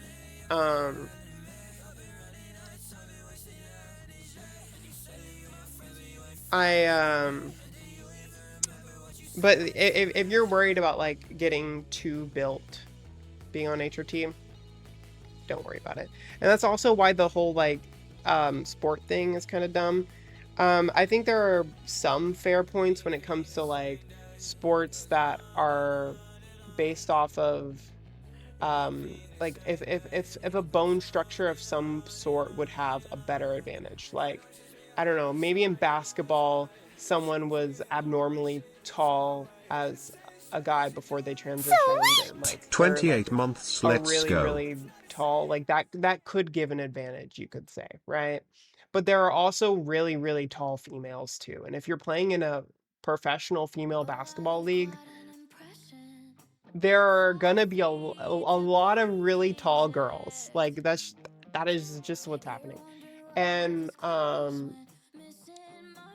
I'm trying to think of any other sports where like that, but like the whole argument of like, oh, guys are naturally stronger and therefore trans girls in sports makes them more strong, and it gives an unfair advantage. Like, that's fucking dumb, because I can tell you myself, I lost all of my all of my fucking muscle mass, and I have not been able to get it back just by trying to work out. I'm actively trying to get stronger, and I am not as strong as I was before I started HRT, when I was not working out and just had testosterone in my body. And I'm actively trying to work out. It's dumb. I think a lot of the sports should just be co-ed. And then like sports like football or I don't know, like baseball or whatever, where like actually having like more muscle or whatever would give a certain advantage, then like make it by gender or by hormonal level or something, or by weight class. I don't know. I think they should just do classes by like either hormone level or weight. Like, it's not that hard to go get a blood test to have your hormones checked, and if you're within like a certain level pre-game, you're like fair to be on a certain team. It's science. It's literally science. Anyway, that's why I think transport issues are dumb, but I guess I'm biased. I don't know.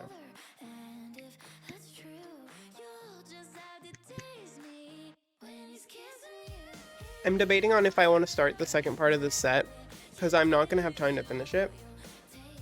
And I also have to pee. I'm going to pee real quick, and then we'll decide. I'll be right back.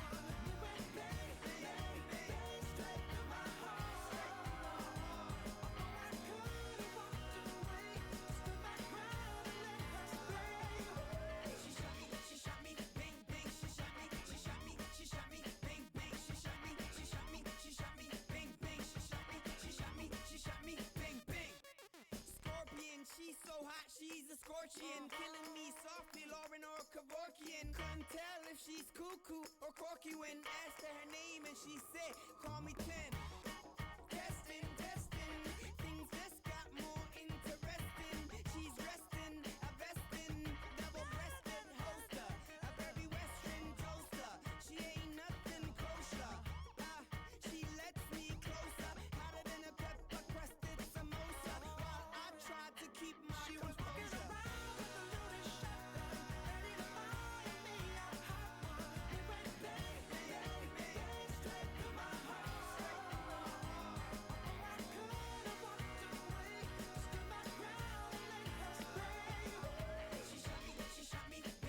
Chat.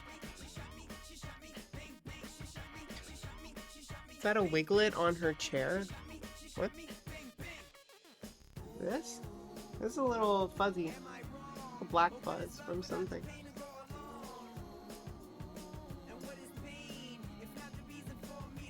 Bring it up. Go. Oh, it fell.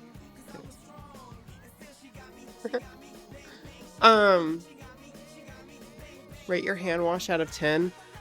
The water was cold, so 6. But the artwork on the chair. Oh, they're mushrooms. It's all mushrooms. I want to let y'all know, if any of y'all still use Twitter and pay for Premium Plus for any reason, please check your subscription renewals, because it is currently $430 per year for Twitter Premium Plus.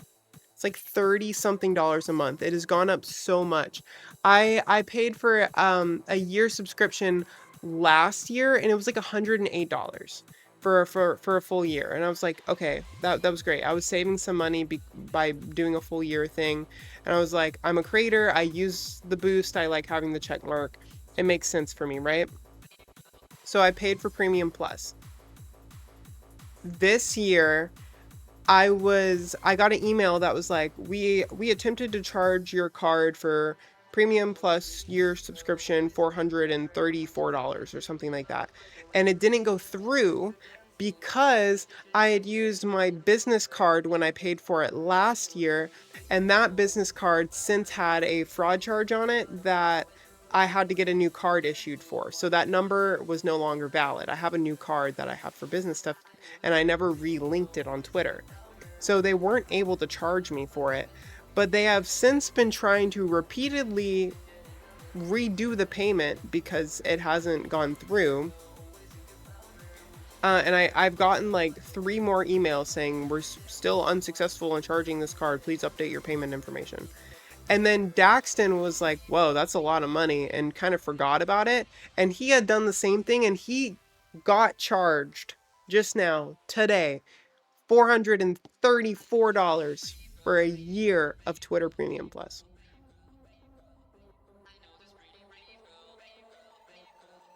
I literally was talking to him about it. He should have checked, but he didn't.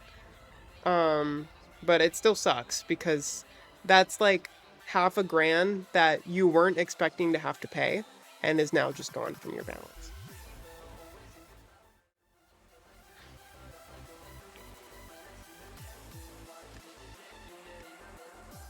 And Twitter Premium still gives you the check mark and a boost, and it's only it's like $80 for a year.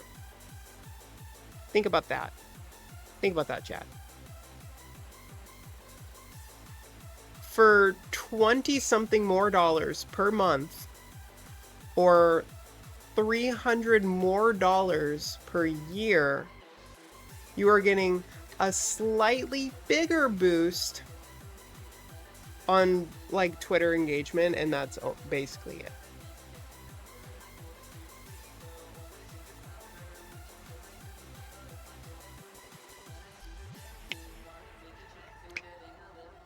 It's not even like Rocket Money would have changed anything though, Tools, because like it was reasonably priced last year when I signed up for the year subscription, and I am so thankful I had a fraud charge where I had to get a new card, because if I didn't have to get a new card, that $400 charge would have come out of nowhere when I'm already really behind.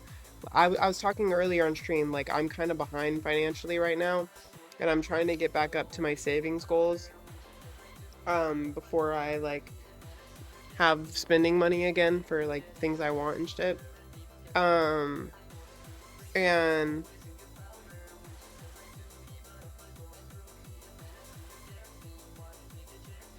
what?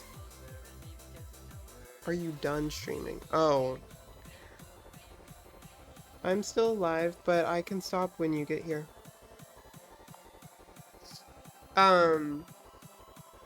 What else does Premium Plus do other than the check mark? I can look it up.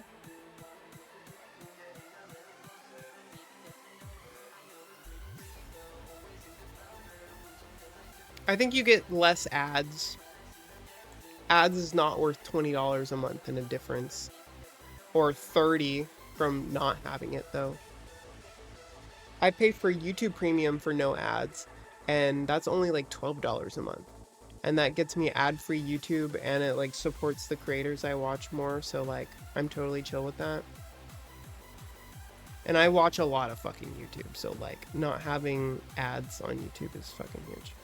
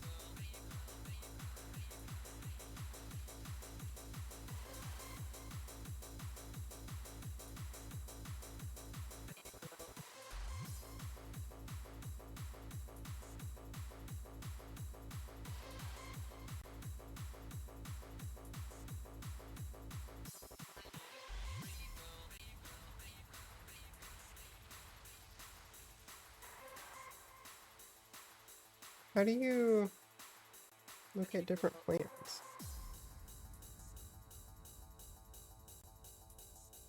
This doesn't make sense.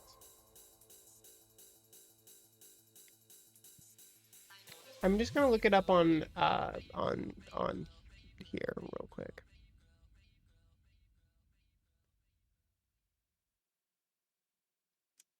Um.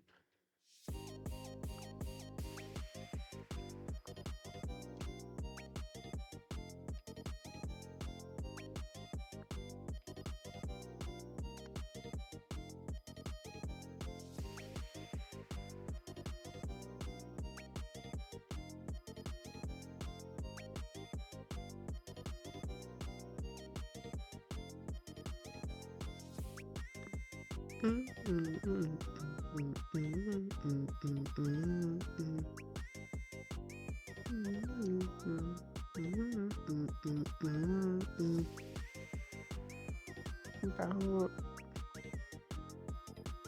where is the like comparison thing? I was looking at a chart the other day that was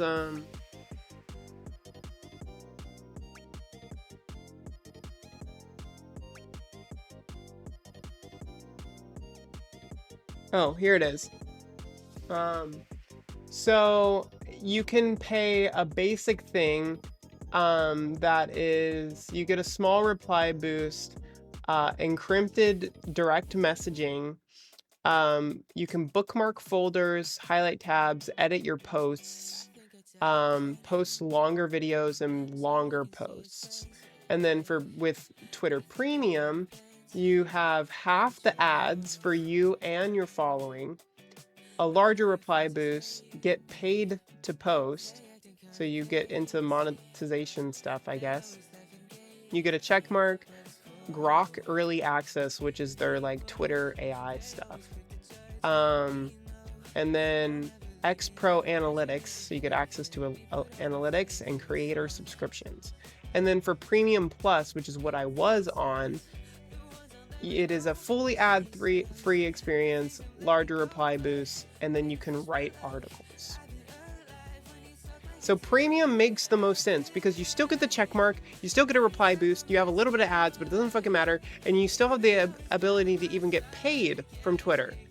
Premium Plus, for an additional $23, it looks like, the only difference you get is that it's fully ad-free and you get a slightly larger reply boost. Technically, you have this option of writing articles, but like, who's going to be doing that?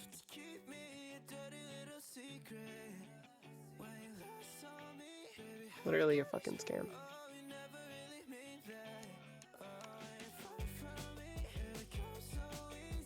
Never get any money on Twitter. The thing, it's based off engagement, honestly. So if you just post like rage bait stuff on Twitter all the time and you get a fuck ton of likes, even if it's like hate likes, you get if you get likes, you can still get paid. It's based off engagement.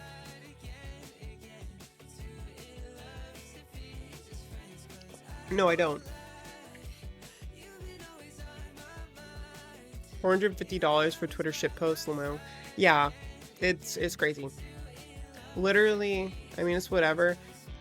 I am going to go for regular premium because regular premium is $300 less. $300 less. And still has all the features I care about from Twitter Premium. I wish I knew though. Yeah, exactly. I wish they would have at least been like, hey, your subscription is renewing soon, just so you know about it. Because like I've gotten, so like Disney Plus, I think has raised their prices once or twice. And I've gotten emails from them before being like, hey, we've raised the price of our monthly cost and it's going to affect your next billing cycle. And we want to let you know before it renews. And they tell you, right? And then you can be like, oh, I'm okay with that price. I don't care. Go right ahead. Or you can be like, oh, that's too much money. I don't really need that, and cancel.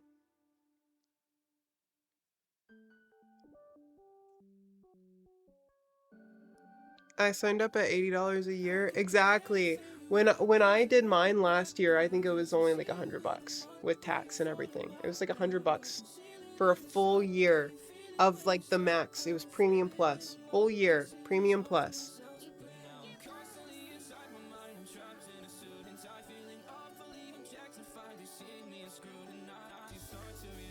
I can't do anything. And if I get banned, then what? Always charge back.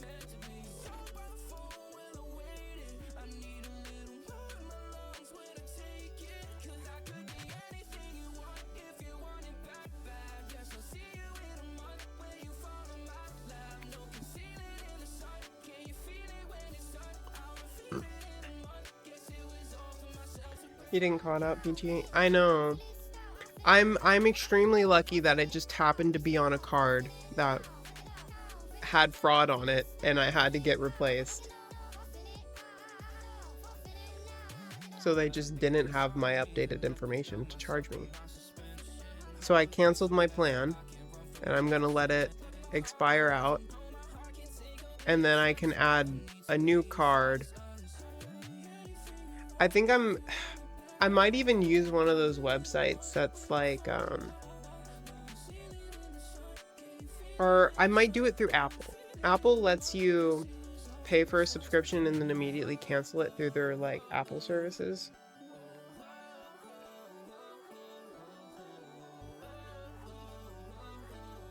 A burner card? Yeah, exactly. Something where I can like pay for it and then ditch the card in case like regular premium becomes like $30 a month by next year or whatever.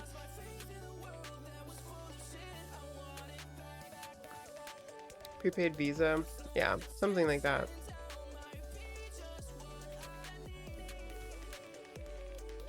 Always more expensive on phones.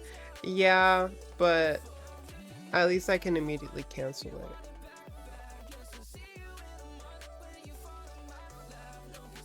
I don't know.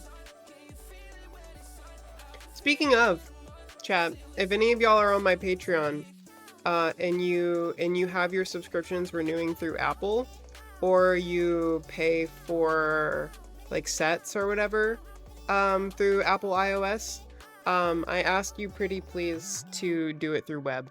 You still have access to view the sets through mobile and to have access to use your subscription and view content and post on mobile. But if I literally get like 30% more money to me whenever you just don't do it through iOS.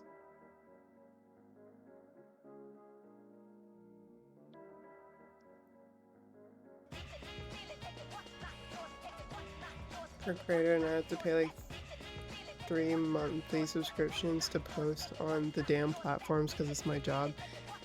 Yeah, Twitter's a shithole. YouTube is still free. Yeah, YouTube is free. YouTube is a good platform. We love YouTube.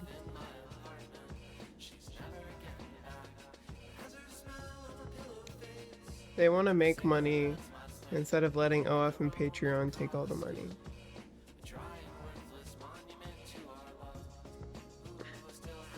The thing is that they won't, though. Because OF and Patreon, OF more, they allow different types of content. Well, I guess not on Twitter.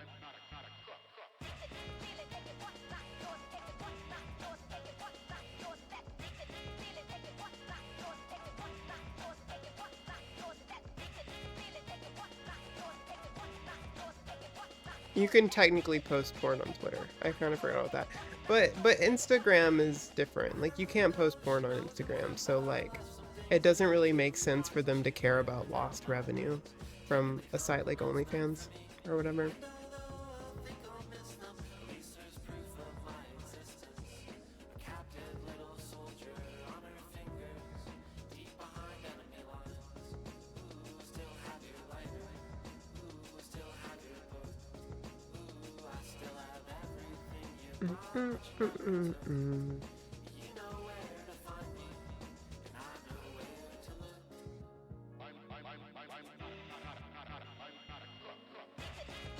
They just make 40 accounts to ban evade. The thing is that I can't grow accounts. Having an account that I can grow is very important. I can't just let my my accounts get banned. But I also don't currently do nudity stuff, so. I didn't know Insta costs you money to be a creator. Instagram does not cost you money to be a creator. Yes, it does. No, it doesn't. I don't give Instagram fucking shit. To get verified, you also have to have your full legal name or whatever in your fucking bio. I'm not doing that shit. I don't care about being verified. No, you don't. Not if you're consistent enough. What? If you post enough, you skip all the verification processes. Really?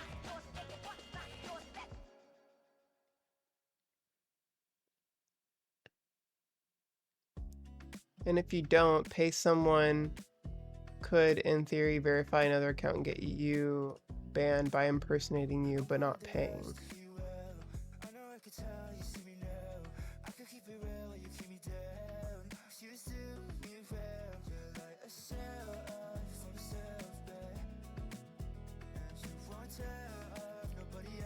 Alright, interesting.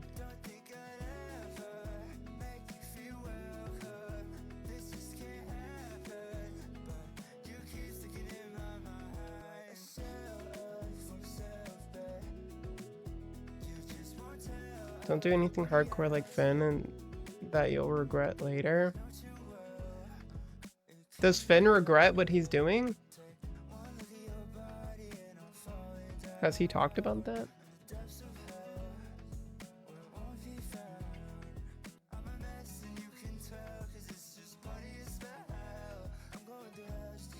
Do you accept Bitcoin? No, I don't have anything that does Bitcoin. Oh, thank you for the head pats. I doubt he regrets it. I was gonna say, he's making fucking bank, and people always say like, oh, there's a price. Like, I'm not gay, but I'd do something for like, I'd suck a dick for $1 million or something like that. Well, I'll tell you this, chat. Finn makes at least $1 million a year. There is no way that, based off of his platforms and his OF, that he doesn't at least make $1 million a year. Okay? So, I don't think he's gonna regret it. She meant a month, maybe. Probably not a month, but he at least makes like 30, 40 grand a month, maybe. I don't know. He's making so much money that I don't think he cares. I wouldn't care. Like, if I was making that much from doing something, even if I slightly didn't like it, or, oh, it ruins my reputation or whatever online, like, you are so set up for the rest of your life that it doesn't really matter if people can look up and see your ass on the internet, or even see, like, your dick in the internet or whatever, because you're never gonna have to get another job again.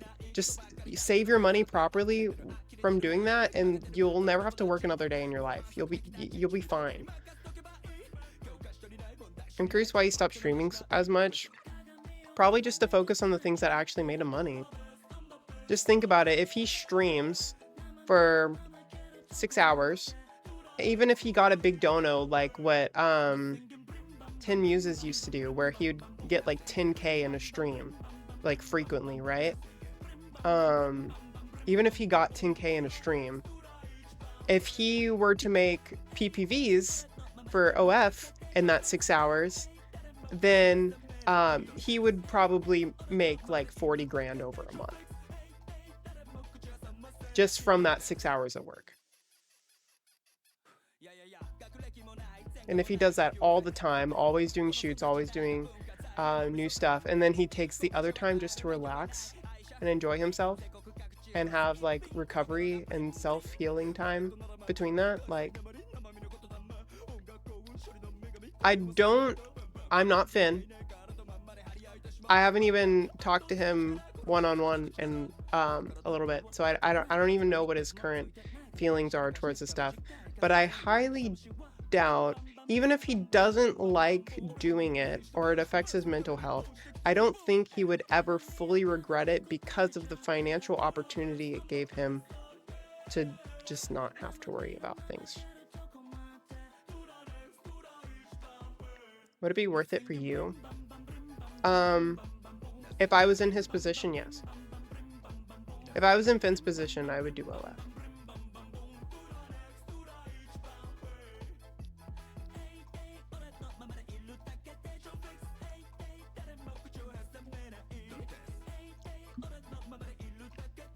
Easily 20k. And that's at my current size. Finn is a much, much, much larger creator.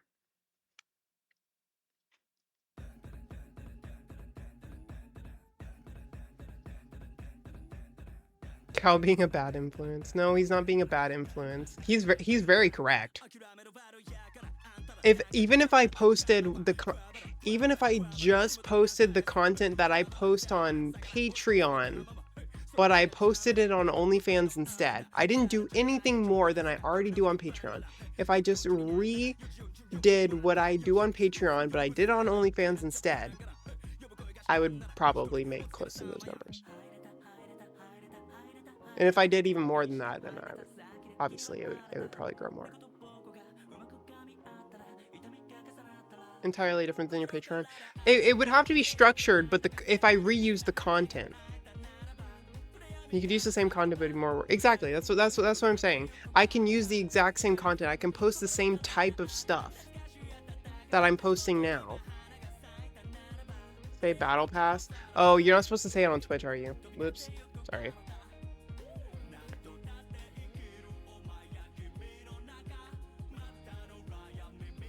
Can you still get in trouble with that on Twitch if you don't have one and you're just talking about the site as a whole? Is that like still bad? Like, I'm not telling y'all to go check out my thing or whatever because I don't have one.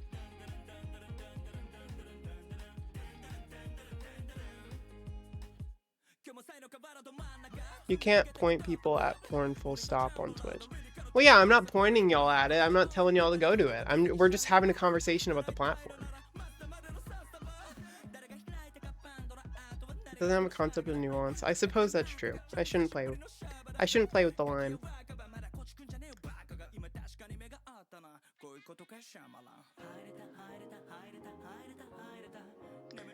But yeah, I think what Finn did with his battle pass is the smartest way to do it.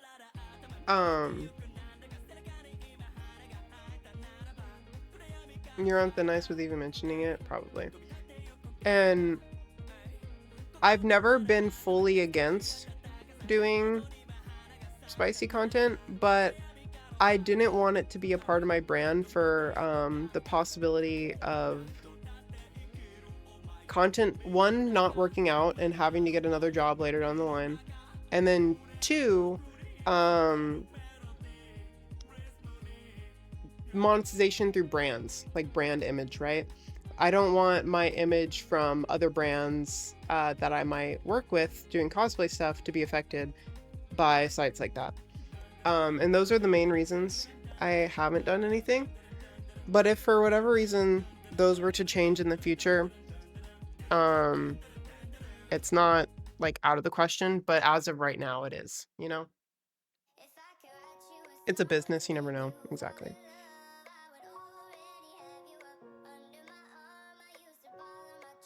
If I ever got to a position where I know I would be set for the rest of my life, like I already make enough money every month and have enough stuff put away where I know that even if everything were to crash out, I would still be okay to retire or something like that.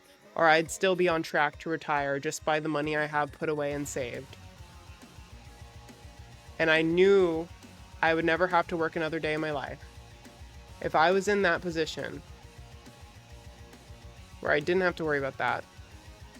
And something like a battle pass would just make me more money that I can then save and help people with. Like if I was already in a position where I'd have the rest of my life set, but like if I could live, it would be the difference between like knowing I can live in the middle class for the rest of my life, being like not poor or borderline surviving for the rest of my life, but also not luxuriously surviving for the rest of my life, right? Like somewhere in the middle class. If I knew I could be in the middle class for the rest of my life, and then from there, knowing that I could then do something like a battle pass that would raise me to like a higher standard of living for the rest of my life, like knowing I can already live the rest of my life if something were to happen, and then going to that higher standard, like that would be different, because then I could use that money to help fund passion projects and just be able to enjoy life, travel, stuff like that, right? Genuine question, why not upload your sets to Battle Pass as well? Nothing extra, just more platforms to get them at. Because it has a reputation with it. If you are a OF creator, you are seen more as an adult creator than if you are a Patreon creator. Even if you post the same content on, it's a stigma. It's a stigma around it. If a brand sees you are an adult creator, say I've been hired by Genshin Impact a few times, right? Genshin Impact very much targets a young adult and teen audience, and even some younger than teens, right? And if Genshin Impact were to look at my account and be like, "Oh, this is a cool cosplayer," and then they see that I do Battle Pass or something, right? And they'd be like, "Oh, but they're an adult creator and we target kids. If we were to hire this adult creator to do a Genshin cosplay for us, that would look kind of bad on us, because it would be like hiring like a P-star to promote a children's brand. It's kind of weird corporate wise, and you'd get less work. But the thing is that if you're making so much money from doing Battle Pass that you don't even need sponsorships anyway, then like at that point, why does it matter? Because you're making more money from that than you would from sponsors anyway. Ikea has talked about this quite a bit. She would like to do more with fashion brands, but can't get deals because of the adult content. Exactly. Some brands don't care, especially brands that target adults. They genuinely don't care. And also, Battle Pass creators have become more and more common within the creator sphere, because it is such an easy way to get more money as a creator, that since it's just become more and more common, brands have started being a little more lax on allowing stuff like that. But honestly, I never followed you or Finn for spicy stuff, just fellow trans girl. Exactly. And I always want to keep parts of my platform and my identity that will never be like influenced by that stuff. And I'm not saying that's a bad thing.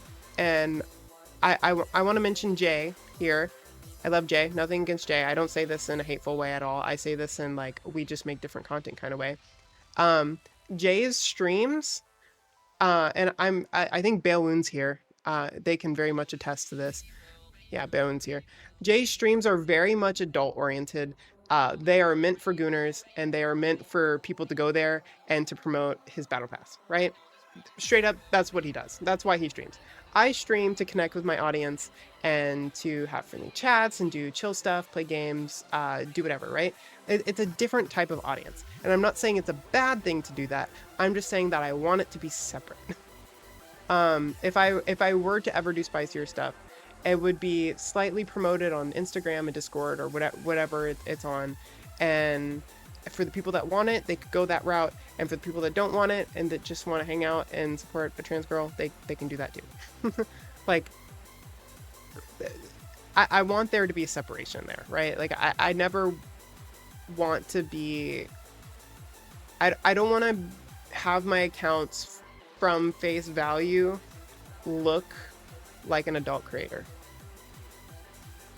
I want people to be able to show my account to like their mom and be like, look at this cool trans girl, she does cosplay stuff, look how cute she is, I want to be like her, right? Like, that's cool. But if you were to show, if you were to see a creator that's like, oh wow, she's really pretty, but she's also just posting pictures of her bikini with like bulge pics or whatever, like, you're not gonna go show that to your mom. But like, it makes her bank.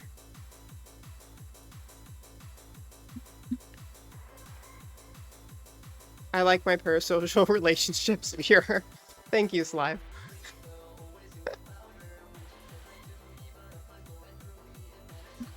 Please keep in mind, especially if you're collaborating with other battle escalators, that testing is not regular within the popcorn industry. That's a fun way to say it. Safety is a concern. Don't worry. As of right now, like I was saying, I have no current plans to do battle pass stuff. If my position were to change in the future, I'm just talking about like the possibility here. I have no current plans of doing it, and if I did, it would very much just be like self stuff. I wouldn't do things with other people. Once you step over the line, there's no going back. Exactly. It's a hard line that you can't go back from, and I want to make sure that if I ever do choose to step over that line, it's on my own terms, and it's a situation that I have control over and that I know I need. You gotta be very sure. Exactly. I don't want to step over it prematurely and then be stuck doing it. And one of the reasons that Finn was so successful and is in like the top 1% of what he does now is before he started his battle pass, he already had a large community and he already did like not borderline sexual, but like he did a lot of suggestive type pictures, things that led people to want more. So he pre-built an audience within his audience for this platform, and then he hyped it up for over a month before the initial drop. And then when he did the initial drop,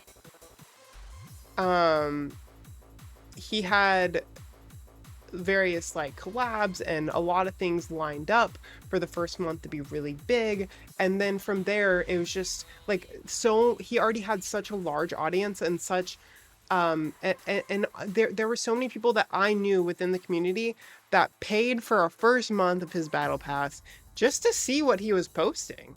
They didn't actually care about the type of content or like want to do anything with the content. They were just curious what it was going to be, and he got money from it, right? Like, obviously it went down over time, but his idea was to have as big of an audience as he can to impress them at first and keep them long term. And just having a large audience on there to start with means that as you grow and go forward as a creator, more people will discover you and already see you have a well-established like library of content or whatever, and they'll continue to be on there. So if it was ever something I was going to do, it would be done right, and I'd want to do it similar to Finn's situation, where it's like when Finn launched his battle pass, he was already fairly okay in life. He was already making good money from streaming and YouTube. I don't think he was in a retirement position, but he was in making good money position.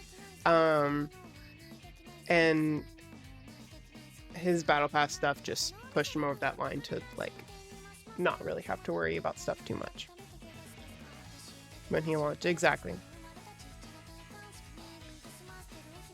Sweet! Tubbs, thank you so much for the sub. Also, I'm sorry if this conversation is like not what some people want to talk about. I think it's really interesting, and I love yapping about creator stuff. Girl months were getting 30K by the time he abandoned them. Exactly. Like, he was getting like 30, 40K a month from streaming, which is crazy, right? I don't even, from all of my platforms combined, I don't think I even make 10K a month. The fact that he was getting 3 times that from one platform, crazy.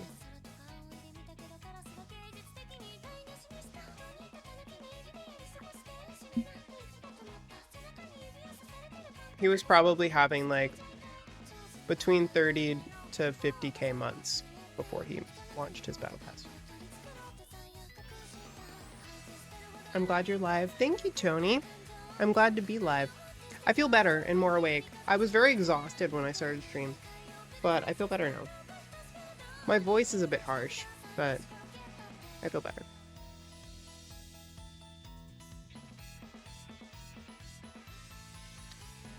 Always rich, but greed let him down to the BP and is there forever now sad. I don't think it's sad. Yeah, I was kind of saying this earlier. I don't think he regrets it. Whether he fully enjoys the work or not, I don't think he regrets it.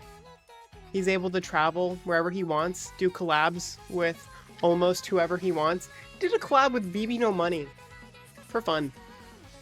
They were just in the same area, and he was like, hey, you want to do a video? And he's like, sure. Like, the position he's gotten himself in by doing what he did, I don't think he would ever regret. Even if he doesn't fully... There are people that become doctors purely for the money, and they may not like the type of work that they do, but they make so much money from doing it. But they don't care. It's just their job. So it's what they do. It's what they do for a living. Last time I was here, this was stream, but left to do family things. No weekend streams. Heaping in stories. There will be a stream next week. Yes. He's had a long break, mental health breakdowns after doing hardcore content on BP.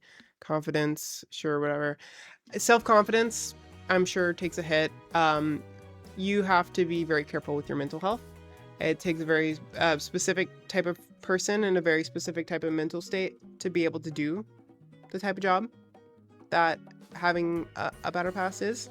I'm not saying there aren't consequences, but I think even with Finn having the breakdowns he did and having the mental health problems that he did, I think if you were to have a personal conversation with Finn where you genuinely asked him, like, do you fully regret starting it, or would you have just preferred things gone a little different, or that you took more time, or that you like, I don't think he is not necessarily regrets or is sad about starting it. I think if any, again, I'm not Finn. I shouldn't speak for him. I don't know his emotions, but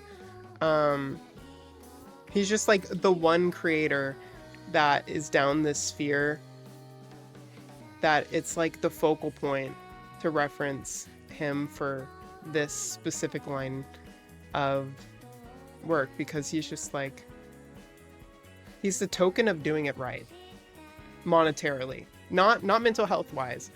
He did everything right monetarily, but that doesn't necessarily mean he did everything right mentally, like for his mental health and his like self-health, right? And I think if anything, maybe he regrets how he went about it, but I don't think he regrets doing it. I could be wrong. I could be very wrong.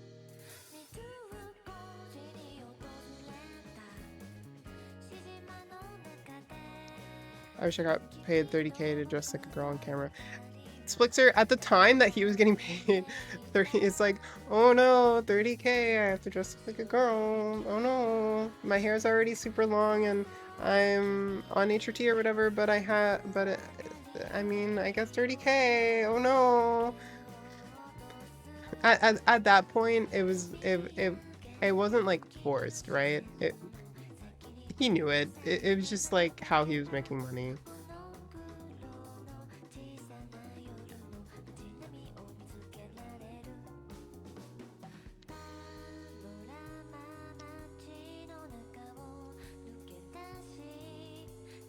Do you think it was all planned for him or a happy accident? I think the cross-dressing aspect becoming as big as it did was unintentional. I don't think it was frowned upon. I think what you said, a happy accident, is very fine or very accurate. I don't think it was ever, because he was already a Minecraft creator and the stuff he did on his streams were always like a side thing, right? But eventually it just became so profitable. It became such a profitable aspect that doing his like Minecraft YouTube stuff didn't really make sense because he was making so much more money from the other stuff. And eventually he obviously, I believe he made a video about coming out as gender fluid, if I'm correct. So he's very much comfortable in this identity, and it was this whole journey for him was very like exploratory and self-expressive for him, being able to learn more about himself and like sit down and look at this thing from a new perspective, right? So I think it was very much like a happy accident that led to self-exploitation for him. It's also, yeah, HRT is very permanent. He wouldn't have chose to do that if it wasn't something he wanted or needed. So yeah, I mean, I don't think when he started making content and he had his like smaller Minecraft audience, like back in 2018 or whatever, when he started all this, I don't think he started with that Minecraft audience thinking, yeah, I'm gonna become an adult femboy creator when I get older. I don't think that was on his bingo card, but I don't think he is sad that it went this route either. Do you think he would have transitioned if he wasn't paid the money? It's a good question.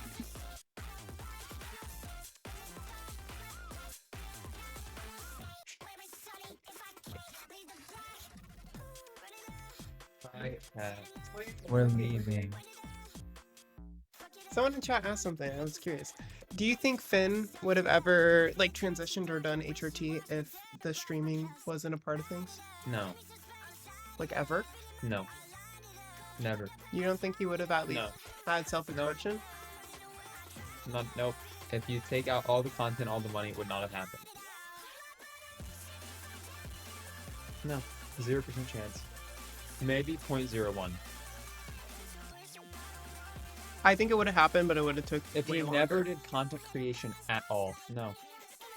Never. He never would have happened. I think it would have took way longer. Nope. But if he was curious about Nope. stuff when doing content, like Nope. Maybe like as a literal like senile old man, maybe 5% chance as a senile old man, but no. I'm kind of with chat here. I think it would have No, happened because- way later. I think the content stuff expedited his exploration into See, seeing these things. if Finn had never done content, you're ignoring so much. Finn did not live like a normal person. No. They're literally. But I don't think that made him gender fluid. Yes, it did. I 100% think it did. He never would have gone through any of these thought pathways if it was not for that Omegle channel. If it was not for his friends that he met through content creation that persuaded him to do it. If nobody planted the seed in his head, it never would have happened. Yes.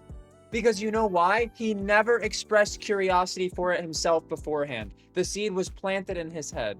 I think the seeds could have been planted through other means without content creation. No, but if Just you're- like the Almost millions of every- other trans girls in the world that have their seeds planted by various. My seed wasn't planted.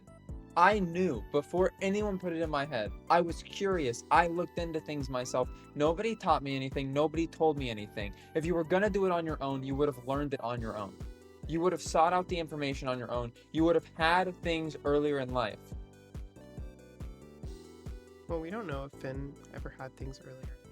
We only know what he shares. Which is why you guys should mind your own damn business.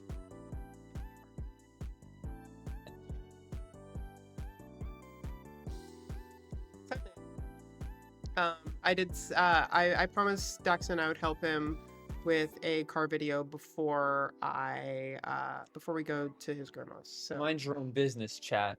It's not our business. I love y'all, chat. Is anyone live that I can raid? Question mark. Soko's live. We're gonna need Soko.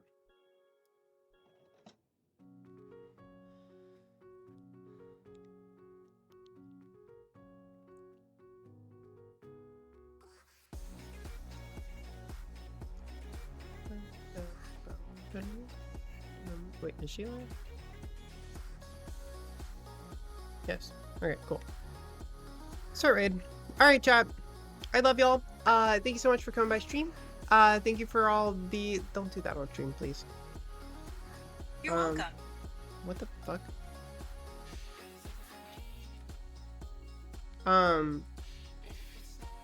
Thank you for... Please let me finish.